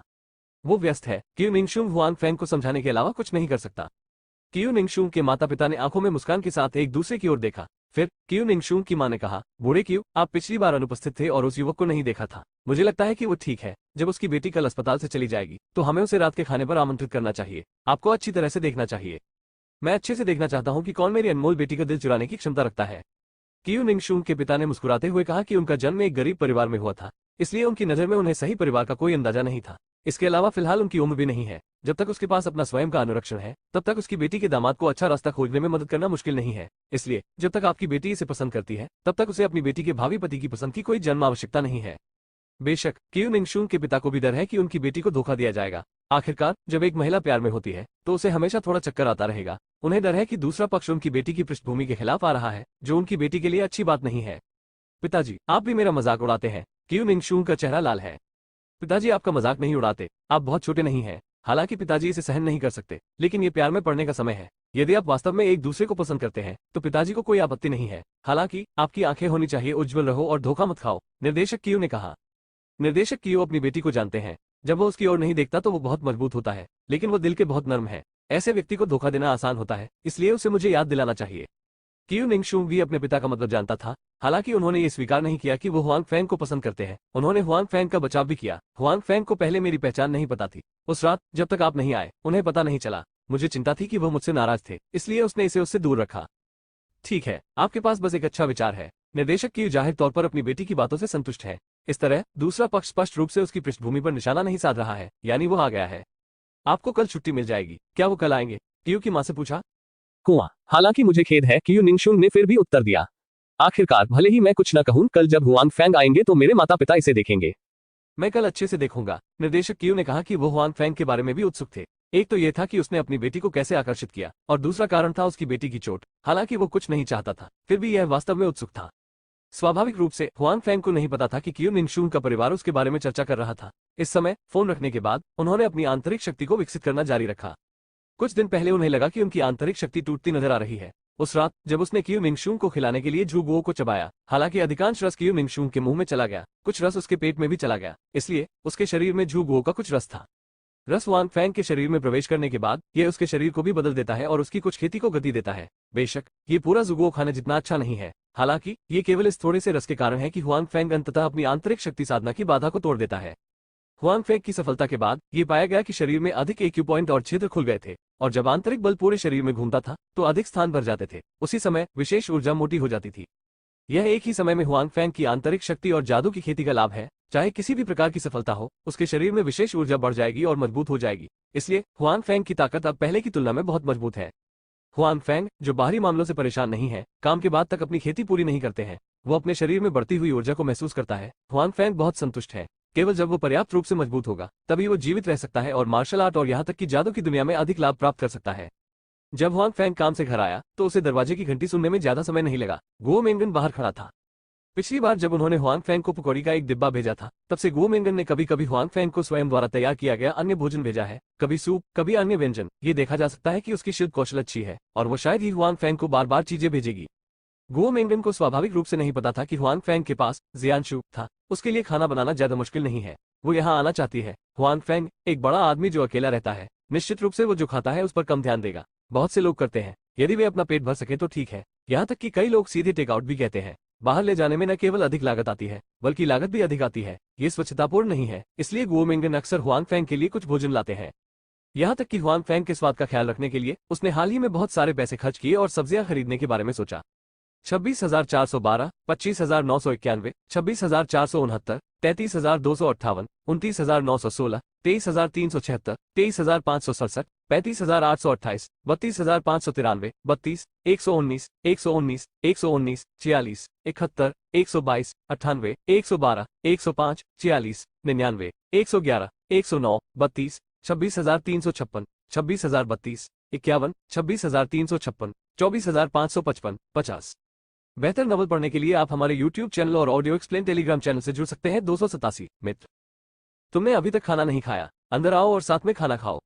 इस बार हुआंग फैंग ने मना नहीं किया, क्योंकि उसने पहले भी मना कर दिया था, लेकिन ये काम नहीं किया। अब वो बस वे विनम्र शब्द नहीं कहते, हालांकि वो इसे स्वयं कर सकता है। अगर तैयार भोजन है और स्वाद अच्छा है तो वो मना नहीं करेगा, और यही गुओ मेंगन का इरादा है। इस समय गुओ मेंगन एक अच्छा भोजन बनाने में सक्षम है और उसने निश्चित रूप से इसे स्वयं नहीं खाया। हुआंग फैंग का निमंत्रण सुनकर गुओ मेंगन शर्मिंदा हो गए। हालांकि हुआंग फैंग ने बार बार जोर दिया और उसने मना नहीं किया। आखिरकार भले ही वह अकेले वापस गई हो, वह अकेली थी। हालांकि वो दूसरों के साथ किराया साझा करती थी, लेकिन वे तीनों आमतौर पर एक साथ खाना नहीं खाते थे या बहुत कम बात करते थे। ये स्थिति असामान्य नहीं है। हुआंग फैंग पहले दूसरों के साथ थे। ये भी मामला है जब लोग एक साथ किराए पर लेते हैं, इसलिए उन्हें आश्चर्य नहीं हुआ। वो गुओ मेंगन की वर्तमान स्थिति को भी जानता है। ठीक है, लेकिन ये ज्यादा नहीं है, मैं वापस जाऊंगा। गुओ मेंगन ने कहा कि अकेले वापस जाने से बेहतर है कि यही खाना खाया जाए। इसके अलावा वो हुआंग फैंग के साथ चैट कर सकता है और वो इतना बोर नहीं होगा। गुओ मेंगन की जीवन शैली हुआंग फैंग से पहले की जीवन शैली है। वहाँ नाइट लाइफ बहुत कम है। ये सब पैसे बचाने के बारे में है, इसलिए शाम को अकेले खाना खाने के बाद वो या तो अपने मोबाइल फोन से खेलती है या किताबें पढ़ती है। वो बाहर नहीं जा सकती, उसके पास स्पीकर भी नहीं है। मुझे अपने साथ चलने दो, हुआंग फैंग ने कहा कि उन्हें डर है कि गुओ मेंगन को अकेले ले जाना आसान नहीं होगा। कुआ, हालांकि थोड़ा शर्मिंदा होकर गुओ मेंगन एक पल के लिए झिझके और सहमत हो गए। हुआंग फैंग के लिए गुओ मेंगन के स्थान पर जाने का ये पहला मौका है। हालांकि वे ऊपर और नीचे हैं, वो पहले वहां नहीं गया है। गुओ मेंगन के साथ उसके 2 रूममेट वहां नहीं है। शायद वे अभी भी काम कर रहे हैं, शायद वे खेलने के लिए बाहर जा रहे हैं। गुओ मेंगन को इसके बारे में ज्यादा जानकारी नहीं है। हुआंग फैंग को तो छोड़ ही दे। जब हुआंग फैंग उसके कमरे में प्रवेश करती है, गुओ मेंगन अभी भी शर्मिंदा है। आखिरकार हुआंग फैंग उसके कमरे में प्रवेश करने वाली पहली विषमलैंगिक है। इससे पहले किसी अन्य पुरुष ने उसके कमरे में प्रवेश नहीं किया है। हुआंग फैंग ने मोटे तौर पर गुओ मेंगन के कमरे की ओर देखा, लेकिन वो ध्यान से देखने में शर्मिंदा था। हालांकि वो देख सकता था कि हालांकि गुओ मेंगन का कमरा बहुत बड़ा नहीं था, फिर भी उसने इसे बहुत साफ सुथरा और गर्मजोशी से साफ किया था। हालांकि जब हुआंग फैंग गुओ मेंगन के कमरे को देख रहा था तो गुओ मेंगन के 2 रूममेट वापस आ गए। जब हुआंग फैंग और गुओ मेंगन कमरे से बाहर आए तो वापस आए 2 लोगों ने अप्रत्याशित आगंतुक हुआंग फैंग को भी देखा। जब दोनों लोगों ने हुआंग फैंग को देखा तो वे स्पष्ट रूप से चौंक गए। हालांकि गुओ मेंगन ने कई दिनों तक हुआंग फैंग को खाना भेजा, लेकिन उन्हें पता नहीं चला। हालांकि दोनों लोग यहाँ एक साथ किराए पर भी रहते हैं, वे एक दूसरे के करीब थे, जिसका मतलब है कि उन्होंने गुओ मेंगन को अलग थलग कर दिया। जब वे उसके साथ शांतिकाल में थे तो कहने को कुछ नहीं था, यहाँ तक कि कई बार तो कोई अभिवादन भी नहीं हुआ। इसका मुख्य कारण ये है कि वे अपने दिलों में गुओ मेंगन को हेय दृष्टि से देखते हैं। हालांकि वे सभी एक साथ मकान किराए पर लेते हैं, वे अन्य शहरों के साथ साथ शहरों से भी हैं, जबकि गुओ मेंगन ग्रामीण इलाके से हैं। इसलिए भले ही अब हर कोई एक ही कमरे में रहता हो, वे गुओ मेंगन को हेय दृष्टि से देखते हैं। गुओ मेंगन कौन है? हमने पहले एक समझौता किया है। हमें रात के लिए अन्य लोगों, विशेषकर पुरुषों को लाने की अनुमति नहीं है। उनमें से एक ने हुआंग फैंग की ओर इशारा किया और गुओ मेंगन से कहा। जाहिर है वो सोचती है कि हुआंग फैंग गुओ मेंगन का प्रेमी है। आखिरकार बहुत देर हो चुकी है, अभी भी यहाँ है और अभी गुओ मेंगन के कमरे से बाहर आया हूँ, तो स्वाभाविक रूप से उसका यह अनुमान होगा। वास्तव में उसने जो कहा वो बिल्कुल सामान्य है। कई महिलाएं जो एक साथ किराए पर